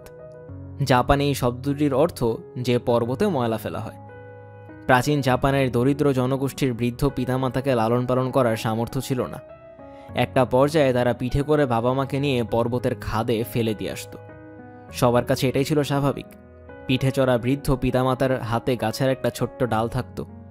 এই ডাল দিয়ে তারা পুত্রের গায়ে আস্তে আস্তে বাড়ি দিত। এই কাজটা তারা কেন করত তা পরিষ্কার নয়। বলা হয়ে থাকে এই কাজটি তারা করত যেন পুত্র ফিরে যাওয়ার পথ ভুলে না যায়। আজকের জাপান অর্থনৈতিকভাবে বিশ্বের তৃতীয় শক্তি। জাপানি ইয়েনের পাশে আমেরিকান ডলার দাঁড়াতেই পারছে না। কিন্তু উবাস্তে ইয়ামা এখনও জাপানে আছে। তবে এখন আর পাহাড় পর্বতে জাপানিরা বৃদ্ধ পিতামাতাকে রেখে আসছে না, তারা ফেলে দিয়ে আসছে আধুনিক ওল্ড হোমে। এই বৃদ্ধ নিবাসের একটি গল্প নাসিরের কাছে শুনলাম। ডক্টর নাসির উদ্দিন জমাদার, পূর্ণ প্রফেসর, রিক্কিও বিশ্ববিদ্যালয়, জাপান। বিশ্ববিদ্যালয় থেকে ছুটি নিয়ে নাসির আমাকে দেখতে আমেরিকায় এসেছে। এখন আমার সঙ্গে বাস করছে। প্রতিদিন জাপানি রান্না রাখছে। অতি পুষ্টিকর এবং অতি অখাদ্য এসব খাবার খেতে আমাকে বাধ্য করছে। যাই হোক, বৃদ্ধ নিবাসের গল্পটা বলি। নাসির প্রথম যৌবনে ভলান্টিয়ার হিসেবে জাপানিদের বৃদ্ধ নিবাসে কাজ করত। অথর্ব এসব মানুষকে গোসল করানো, খাওয়ানো ছিল তার কাজ। একদিন নাসিরের উপস্থিতিতে এক বৃদ্ধা তার 3 পুত্রকে খবর পাঠালেন। তাদের বললেন, বাবারা, আমার খুব শখ বৃদ্ধাশ্রমে মৃত্যু না হয়ে তোমাদের কারো বাসায় আমার মৃত্যু হয়। আমার কাছে নগদ 5 কোটি টাকা আছে, বাংলাদেশি হিসাবে বলা হলো। তোমাদের মধ্যে যে আমাকে জীবনের শেষ কটি দিন রাখবে তাকে আমি এই 5 কোটি টাকা দিয়ে যাব। 3 পুত্রই কিছুক্ষণ মাথা চুলকে বলল, মা, সম্ভব হবে না, বাসা ছোট, এখন তোমার অনেক সেবা দরকার, সেটা পারবো না। বৃদ্ধ দীর্ঘ নিঃশ্বাস ফেলে বললেন, ঠিক আছে। আমরা অনেক ভালো আছি, তাই না? বাংলাদেশের হতদরিদ্র রিক্সাওয়ালা তার রিক্সার পেছনে লিখে রাখে, মায়ের দোয়া। বৃদ্ধ পিতামাতার সেবা করা শুধু যে আমাদের সংস্কৃতির অংশ তা নয়, এটা বাধ্যতামূলক। যৌথ পরিবার বাংলাদেশে এখন আর নেই। যৌথ পরিবার ভেঙে পড়েছে। বৃদ্ধ পিতামাতাদের এখন বিভিন্ন ছেলেমেয়ের বাসায় রুটিন করে থাকতে হয়। যে পুত্র বা কন্যার কাছে বৃদ্ধ পিতা বা মাতা থাকতে যান, সেই পুত্র বা কন্যা আকাশের চাঁদ হাতে পায় বলে আমার ধারণা। ধর্ম ও পিতামাতার প্রতি আমাদের কর্তব্য বিষয়ে অনুশাসন দিয়ে গেছে। অনেক উদাহরণের মধ্যে একটি দিচ্ছি। Show gratitude to me and to your parents, সূরা 31 আয়াত 14। আল্লাহ পাক তার নিজের প্রতি কৃতজ্ঞতা প্রকাশের পরপরই বলেছেন পিতামাতার প্রতি কৃতজ্ঞতা প্রকাশের কথা। সূরা 17 আয়াত 23 বলা হয়েছে, your lord decreed that you worship none but him and that you be kind to parents. আমি কল্পনায় দেখার চেষ্টা করলাম আমার বয়স 70 হয়েছে। আমি অথর্ব, সংসারে অপ্রয়োজনীয়। আমার বড় পুত্র নুহাস হুমায়ুন আমাকে পিঠে করে নিয়ে যাচ্ছে উবাস্তে বেঙ্গালওয়ানে। যেহেতু বাংলাদেশে পর্বত নেই, ফেলে দিতে হবে সমুদ্রে। বঙ্গোপসাগরের জাপানি নাম বেঙ্গালওয়ান। আমার হাতে ছোট্ট লাঠি। আমি লাঠি দিয়ে পুত্রের গায়ে মাঝে মধ্যে বাড়ি দিচ্ছি। কি ভয়ঙ্কর! জাপানের রিক্কিও বিশ্ববিদ্যালয়ের সঙ্গে ঢাকা বিশ্ববিদ্যালয়ের একাডেমিক এক্সচেঞ্জ প্রোগ্রাম হয়েছে। এর মূল প্রবক্তা হলেন রিক্কিও বিশ্ববিদ্যালয়ের ভাইস চ্যান্সেলর অধ্যাপক কাসাহারা কিয়োশি। এই কাজে অধ্যাপক কাসাহারাকে কয়েকবার ঢাকায় আসতে হয়েছে। প্রতিবারই তার সঙ্গী ছিলেন রিক্কিও বিশ্ববিদ্যালয়ের আরেক অধ্যাপক ডক্টর নাসির উদ্দিন জমাদার। এই মানুষটির ধারণা হুমায়ুন আহমেদ এমন একজন যাকে অধ্যাপক কাসাহারা কিয়োকি খুবই পছন্দ করবেন। মূলত নাসিরের আগ্রহে আমি অধ্যাপক কাসাহারাকে ঢাকা ক্লাবে ডিনারের দাওয়াত করলাম। ডিনারের একটি পর্যায়ে কাসাহারা ওয়াইনের গ্লাস হাতে নিয়ে ঘোষণা করলেন হুমায়ুন আহমেদ তার বন্ধু। এরপর তার সঙ্গে আরও দুবার আমার দেখা হলো। প্রতিবারই আমার রসিকতায় তাকে হো হো করে হাসতে দেখলাম। একবার তিনি গলা নিচু করে বললেন, বন্ধু, আমি খুব খারাপ অবস্থায় আছি। আমার মানিব্যাগের উপর আমার কোনো কন্ট্রোল নেই। মানিব্যাগ জমা রাখতে হয় আমার স্ত্রীর কাছে। আমাকে আমার হাত খরচের টাকাও তার কাছ থেকে চেয়ে নিতে হয়। তোমার কি অবস্থা আমাকে বলো। যাই হোক, বন্ধু কাসাহারা ডক্টর নাসির জমাদারের হাতে একটি খাম আমাকে পাঠিয়েছেন। নাসির খুবই লজ্জিত ভঙ্গিতে খামটা আমার হাতে দিয়ে বলল, আপনার বন্ধু কাসাহারা এই খামটি আপনাকে দিতে বলেছেন। আমি আপনার স্বভাব জানি। আমি ভয় পাচ্ছি আপনি খামটি নেবেন না, তাহলে আপনার বন্ধু মনে কষ্ট পাবেন। জাপানের নিয়ম হচ্ছে বন্ধুর আনন্দে ও দুঃসময়ে তার পাশে দাঁড়ানো। আমি খাম খুলে দেখি সেখানে 7,000 আমেরিকান ডলার, বাংলাদেশি টাকায় প্রায় 6 লাখ টাকা। অধ্যাপক কাসাহারা, যার মানিব্যাগের ওপর কন্ট্রোল নেই, তার বন্ধুর চিকিৎসার জন্য পাঠিয়েছেন। উবাস্তে ইয়ামার দেশের একজন মানুষের এই আচরণ হিসেবে মেলে না। পৃথিবীর এই ক্লান্ত এই অশান্ত কিনারার দেশে এখানে আশ্চর্য সব মানুষ রয়েছে, বলেছিলেন জীবনানন্দ দাশ।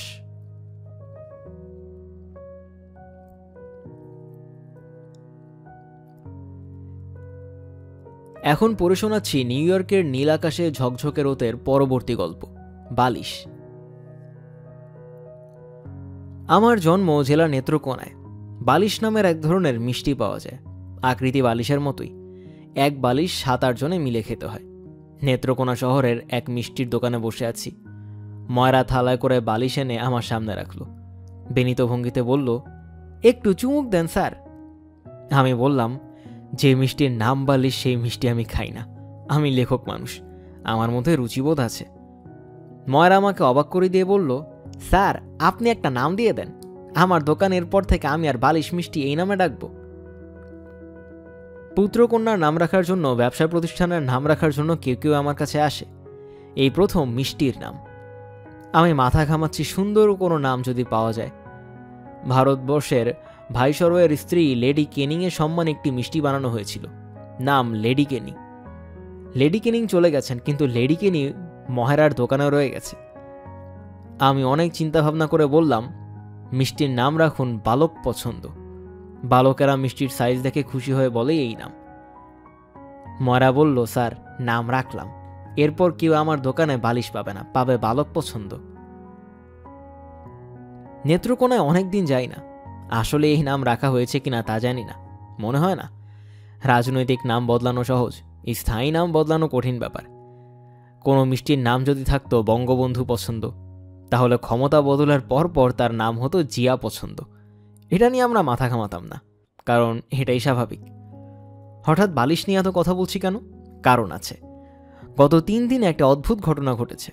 ঘুম ভাঙার পরপরই আমার মাথার নিচ থেকে শাওন বালিশ টেনে নিয়ে বাথরুমে ঢুকে যাচ্ছে। রহস্যময় কর্মকাণ্ড। তবে মিসির আলীর পক্ষে রহস্যভেদ করা কঠিন কিছু না। আমি রহস্যভেদ করলাম। কেমোথেরাপির কারণে আমার মাথার সব চুল পড়ে যাচ্ছে, বালিশ ভর্তি চুল। শাওন আমাকে এই দৃশ্য দেখাতে যাচ্ছে না। শুনেছিলাম আধুনিক কেমোর উন্নতি হয়েছে, এখন নাকি আর চুল পড়ে না। ঘটনা তা না। যাই হোক, মাথার চুল নিয়ে আমি চিন্তিত না। আমি চিন্তিত নতুন এক রিয়েলিটিতে ঢুকছি। আমার পিঠে সিল পড়েছে, তুমি ক্যান্সার নামের ব্যাধির চিকিৎসা নিচ্ছ। কারো যক্ষার চিকিৎসা শুরু হলে কেউ বুঝে না তার কি রোগ হয়েছে বা কি চিকিৎসা চলছে। ব্যতিক্রম ক্যান্সারের কেমো, সে শরীরের ভেতরে এবং বাইরে 2 জায়গাতেই নিজেকে জানান দেবে। চুল পড়ার ঘটনা কেন ঘটে একটু বলে নিই। শরীরে যখন কেমোথেরাপিতে ভয়ঙ্কর বিষ ঢুকিয়ে দেওয়া হয়, সেই বিষ খুঁজে বেড়ায় সেই সব কোষকে যা দ্রুত বিভাজনের ভেতর দিয়ে যাচ্ছে। ক্যান্সার সেল দ্রুত বিভাজন সেল, কাজেই কেমো তাদের আক্রমণ করে। একই সঙ্গে চুলের গোড়ায় কোষ এবং মুখের ভেতরের কোষেও দ্রুত বিভাজমান কোষ। কোনো অন্যায় না করেও এরা মরা পড়ে। চুল পড়ে যায়, মুখের ভেতর ঘায়ের মতো হয়। আমার মুখগহ্বর এখনও ঠিক আছে, তবে চুল পড়ছে। শাওন বাজারে গেলেই এখন টুপি কিনে আনে। নানান ধরনের টুপি। টুপি পরে আয়নার সামনে দাঁড়াই, নিজেকে অন্যরকম লাগে, অন্য কোনো বাস্তবতায় চলে যাই। ইতালির মনসা শহর আইন করা হয়েছে যেন কেউ গোলাকার কাচপাত্রে গোল্ডফিশ রাখতে না পারে। আইন প্রণেতারা ভাবছেন গোলাকার কাচপাত্রে বাস করার কারণে গোল্ডফিশের দৃষ্টি বিভ্রম হচ্ছে, পৃথিবী সম্পর্কে তারা ভুল ধারণা পাচ্ছে। মজার ব্যাপার হলো আমরা মানুষও প্রবল বিভ্রমে বাস করি, আমাদের সবার ব্যস্ততাই আলাদা। মানুষ হিসেবে আমরা আলাদা, আমাদের রিয়েলিটিও আলাদা। এখন নিউ ইয়র্কে রাত 8টা, আমি কাগজ কলম নিয়ে বসে আছি। বাংলাদেশে দিনে লিখতাম, এখন লিখছি রাতে। ভিন্ন বাস্তবতা না? যাই হোক, এই মুহূর্তে আমার মন ভালো। জাপানি লেখক হারুকি মুরাকামির এক গাদা বই টরেন্টো থেকে সুমন রহমান মেইল করে পাঠিয়েছে। কিছুদিন হলো এই লেখকের বই আগ্রহ নিয়ে পড়ছি। কেন পড়ছি তা পর এক সময় বিতং করে জানাবো। খোদ জাপানি ভাষায় আমার একটি বই প্রকাশিত হচ্ছে। বই নিয়ে জাপান থেকে ডক্টর নাসির জমাদার, তিনিই বইটির অনুবাদক, সে নিউ ইয়র্কে আসছেন। এই খবরটিতেও আনন্দ পাচ্ছি। বইটির বাংলা নাম বনের রাজা, বাচ্চাদের একটি বই। শুভ্রকে নিয়ে লেখা কোনো বই জাপানি ভাষায় প্রকাশিত হলে হারুকি মুরাকামিকে পাঠিয়ে দিয়ে লিখতাম।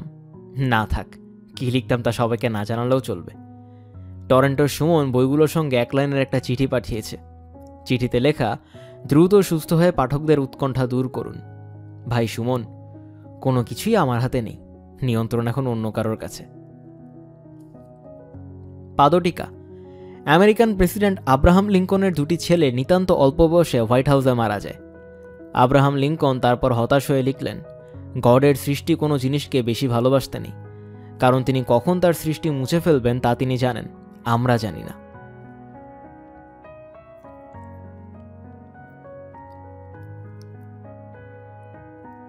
পড়ে শোনাচ্ছি নিউ ইয়র্কের নীল আকাশে ঝকঝকে রোদের পরবর্তী গল্প, সংসার।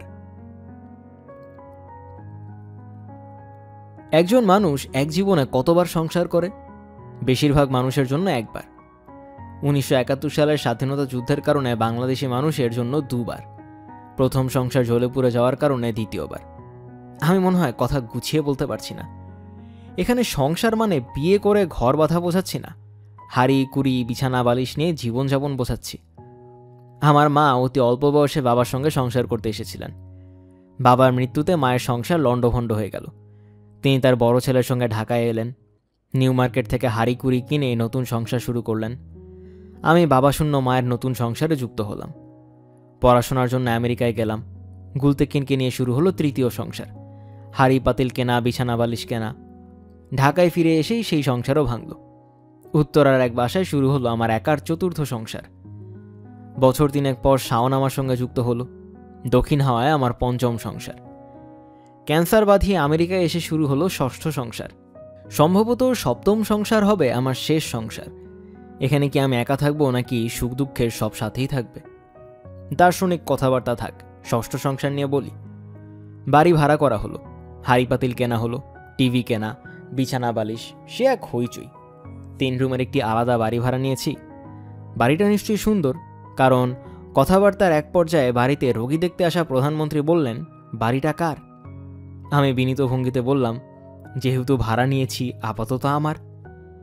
বাড়িটায় 3টা শোবার ঘর।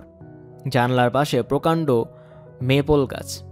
মেপল গাছের পাতায় ফলের রং ধরতে শুরু করেছে।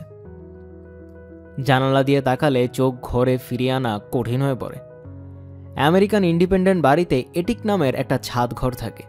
এই ঘরটা হয় সবচেয়ে সুন্দর। অনেকখানি সময় আমি এটিতে একা কাটাই। লেখালেখি করি না, ছবি আঁকি, জল রং ছবি। ছবি মোটেই ভালো হচ্ছে না, রঙে প্রাণ প্রতিষ্ঠা পাচ্ছে না। শুধু অন্য দিনের মাঝার বলছে অসাধারণ। আপনার আঁকা ছবি বিক্রি করে আমরা চিকিৎসার খরচ তুলে ফেলতে পারবো ইনশাল্লাহ। চিকিৎসার খরচ নিয়ে আমি এই মুহূর্তে ভাবছি না। নিজেকে ব্যস্ত কিভাবে রাখা যায় ভাবছি আমি তা নিয়ে। প্রচুর বই জোগাড় করেছি, অর্থাৎ কিনেছি। বাড়ির পাশে একটা লাইব্রেরি, তার মেম্বার হয়েছি। মেম্বার হতে গিয়ে গোপন আনন্দও পেলাম। বিদেশি লেখকদের বইয়ের তাকে দেখি আমার অনেক বই। বিস্মিত হয়ে জানতে চাইলাম, বাংলা ভাষার এই বই তোমরা কিভাবে পেয়েছ? লাইব্রেরিয়ান বলল, আমাদের বই দেয় লাইব্রেরি অফ কংগ্রেস। আমি বললাম, বাংলা ভাষার এই লেখক আমার প্রিয় লেখকদের একজন। লাইব্রেরিয়ান বলল, হাউ নাইস, তুমি তার একটা বই ইস্যু করে নিয়ে যাও, 7 দিন রাখতে পারবে। আমি হিমুর একটা বই ইস্যু করে নিয়ে এলাম। দেশে যখন ছিলাম নিয়মিত সাপ্তাহিক টাইম পড়তাম, এখন পয়সা দিয়ে 4টে পত্রিকার গ্রাহক হয়েছি। Time, science, scientific American, national geographic. অন্য সময় হলে শাওন মাসে এতগুলো টাকা খরচ করতে দিত না, তার এখন হিসাবের টাকা গুনে গুনে খরচ করতে হচ্ছে। সে ঠিক করেছে আমার কোনো কিছুতেই বাধা দিবে না। বিশাল বাড়িতে আমাদের সঙ্গে মাঝার ছাড়া কেউ নেই, কাজেই জলি ও তার স্বামীকে নায়র নিয়ে এসেছি। রান্নার দায়িত্ব জলি নিয়ে নিয়েছে। সে প্রতিদিন জিজ্ঞেস করে, হুমায়ুন ভাই আজ কি খাবেন?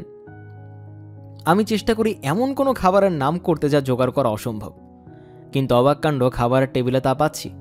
উদাহরণ, কচুর লতি দিয়ে কাঁঠাল বিচি, গরুর ভুঁড়ি, মাছ দিয়ে মাসকলাইয়ের ডাল, ডাটা দিয়ে ট্যাংরা মাছ। মাঝার দায়িত্ব নিয়েছে আমাকে পুষ্টিকর খাবার খাওয়ানোর। অদ্ভুত, উদ্ভট ও অখাদ্য সব ফল ও ফলের রস আমাকে নিয়মিত খেতে হচ্ছে।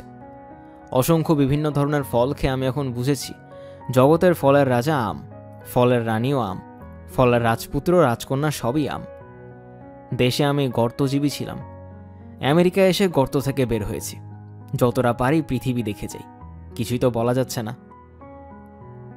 গর্ত থেকে বের হয়ে আমি কিছুটা সময় আমার বাড়ির পেছনের ব্যাকইয়ার্ডে কাটাই। আমেরিকানরা এই জায়গাটা সুন্দর করে সাজিয়ে রাখে। উইকেন্ডে বারবিকিউ করে, আড্ডা দেয়, বিয়ার খেয়ে উল্লাস করে। বাকি দিনগুলোতে জায়গাটা পড়ে থাকে অনাথের মতো। আমি চেষ্টা করি প্রতিদিন সন্ধ্যার কিছুটা সময় এখানে কাটাতে। এক সন্ধ্যায় পুত্র নিশাদকে নিয়ে বসেছি। হঠাৎ পুত্র আমার দৃষ্টি আকর্ষণ করে বলল, বাবা দেখো, বাংলাদেশের চাঁদটা এখানে চলে এসেছে। আকাশে কত বড় চাঁদ! তাকিয়ে দেখি মেপল গাছের ফাঁকে নিউ ইয়র্ক নগরে সম্পূর্ণ বেমানান এক চাঁদ নীললজ্জের মতো উঠে বসে আছে। তার তো থাকার কথা বাঁশবাগানের মাথায়। আমি পুত্রকে বললাম, বাংলাদেশের চাঁদ এখানে কিভাবে চলে আসলো? সে গম্ভীর গলায় বলল, আমরা যখন প্লেনে করে এসেছি তখন প্লেনের পিছনে পিছনে চলে এসেছে। চাঁদটা তোমাকে খুব ভালোবাসে তো এই জন্য এসেছে। শিশুরা না বুঝে অনেক গুরুত্বপূর্ণ কথা বলে ফেলে। চাঁদের দিকে তাকিয়ে হঠাৎ করে আমার মনে হলো আমার পুত্রের কথা সত্যি। বাংলাদেশের দুঃখী চাঁদ শুধু আমাকে ভালোবেসে এই কংক্রিটের নিউ ইয়র্ক নগরে চলে এসেছে। আমি আমার লেখক জীবনের একটিমাত্র উপন্যাসই আমেরিকায় বসে লিখেছিলাম, সবাই গেছে বনে। নামটা ধার করেছিলাম রবীন্দ্রনাথের বিখ্যাত গান থেকে, আজ জ্যোৎস্না রাতে সবাই গেছে বনে। আচ্ছা পাঠক কি জানেন এই গানটি কোন আনন্দগীতি না দুঃখগীতি? রবীন্দ্রনাথের অতি আদরের পুত্র সমীর মৃত্যুর পরদিন রাতে আকাশ ভেঙে জ্যোৎস্না নেমেছিল। রবীন্দ্রনাথ একা টানা বারান্দায় বসে প্রবল জ্যোৎস্নার দিকে তাকিয়ে থাকতে থাকতে লিখলেন, আজ জ্যোৎস্না রাতে সবাই গেছে বনে, বসন্তের এই মাতাল সমীরণে। যাব না গো যাব না যে রইনু পড়ে ঘরের মাঝে, এই নিরালায় রব আপন কোণে। আমারে ঘর বহু যতন করে, ধুতে হবে মুছতে হবে মোরে। আমারে যে জাগতে হবে কি জানি সে আসবে কবে, যদি আমায় পড়ে তাহার মনে। পড়ে শোনাচ্ছি নিউ ইয়র্কের নীল আকাশে ঝকঝকে রোদের পরবর্তী এবং সর্বশেষ গল্প, নো ফ্রি লাঞ্চ।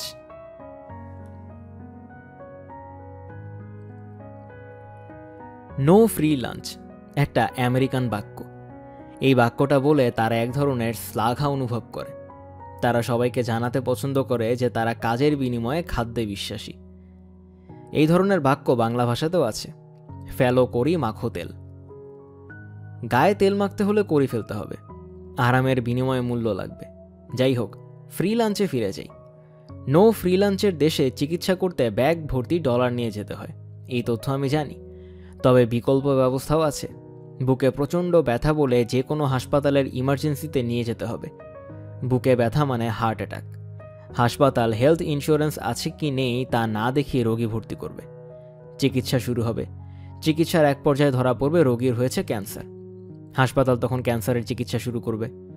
রোগীকে ধাক্কা দিয়ে হাসপাতালের ফুটপাতে ফেলে দেবে না।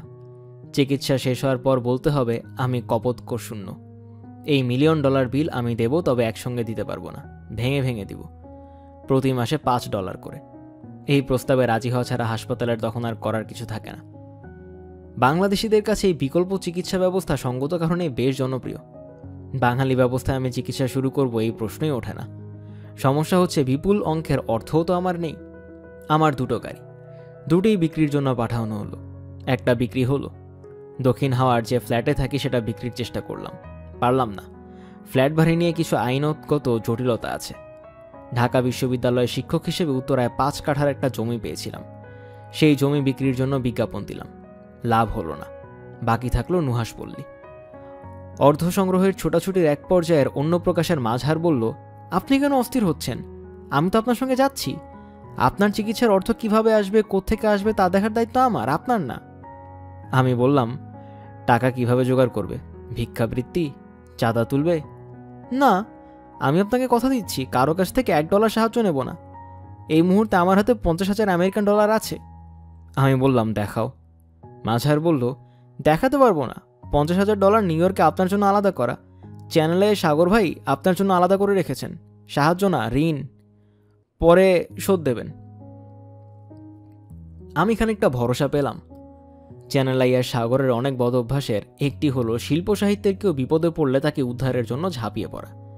এই কাজ অতীতেও সে অনেকবার করেছে, এখনও করছে, ভবিষ্যতেও করবে কিনা জানি না। ইতিমধ্যে তার উচিত শিক্ষা হয়ে যাওয়ার কথা। আমেরিকায় অর্থব্যয়ের একটি নমুনা দেওয়া যেতে পারে, হিসাবটা বাংলাদেশি টাকায় দিই। স্লোয়ান কেটারিং মেমোরিয়ালের ডাক্তাররা আমার কাগজপত্র দেখবেন, রোগ নিয়ে কথাবার্তা বলবেন। শুধু এই জন্য 3 লাখ টাকা জমা দিতে হলো। ডাক্তার শরীরে মেডিপোর্ট বসানোর জন্য রেডিও ল্যাবে পাঠালেন। মেডিপোর্টের মাধ্যমে কেমোথেরাপি শুরু হবে। মেডিপোর্ট বসানোর খরচ হিসেবে জমা দিতে হলো 8 লাখ টাকা। মেডিপোর্ট বসানোর পরদিন কেমো শুরু হবে। 8টি কেমোর পুরো খরচ একসঙ্গে দিতে হবে। টাকা পরিমাণ 1 কোটি টাকা। ভাগে ভাগে দেওয়ার কোনো ব্যবস্থা নেই। শাওন ও মাঝহার দুজনেরই দেখি মুখ শুকনো। নিশ্চয়ই কোনো একটা সমস্যা হয়েছে। যেহেতু তারা আমাকে বলেছে টাকা পয়সার বিষয় নিয়ে আমি যেন চিন্তা না করি, তাই আর আমি চিন্তা করছি না। কেমোথেরাপি দিতে এসেছি। কেমোথেরাপির ডাক পড়বে, ভেতরে যাব। ডাক পড়ছে না। একা বসে আছি। শাওন আমার সঙ্গে নেই, সে মাঝহারের সঙ্গে ছোটাছুটি করছে। শাওন চোখ লাল করে কিছুক্ষণ পরপর আসছে, আবার চলে যাচ্ছে। একটা পর্যায়ে শাওন ও মাঝহার দুজনকে ডেকে বললাম, মার্ফিস ল বলে একটি অদ্ভুত আইন আছে। মার্ফিস ল বলে, if anything can go wrong, it will go wrong. আমি পরিষ্কার বুঝতে পারছি কোনো একটা সমস্যা হয়েছে। সমস্যাটা বলো, টাকা কম পড়েছে?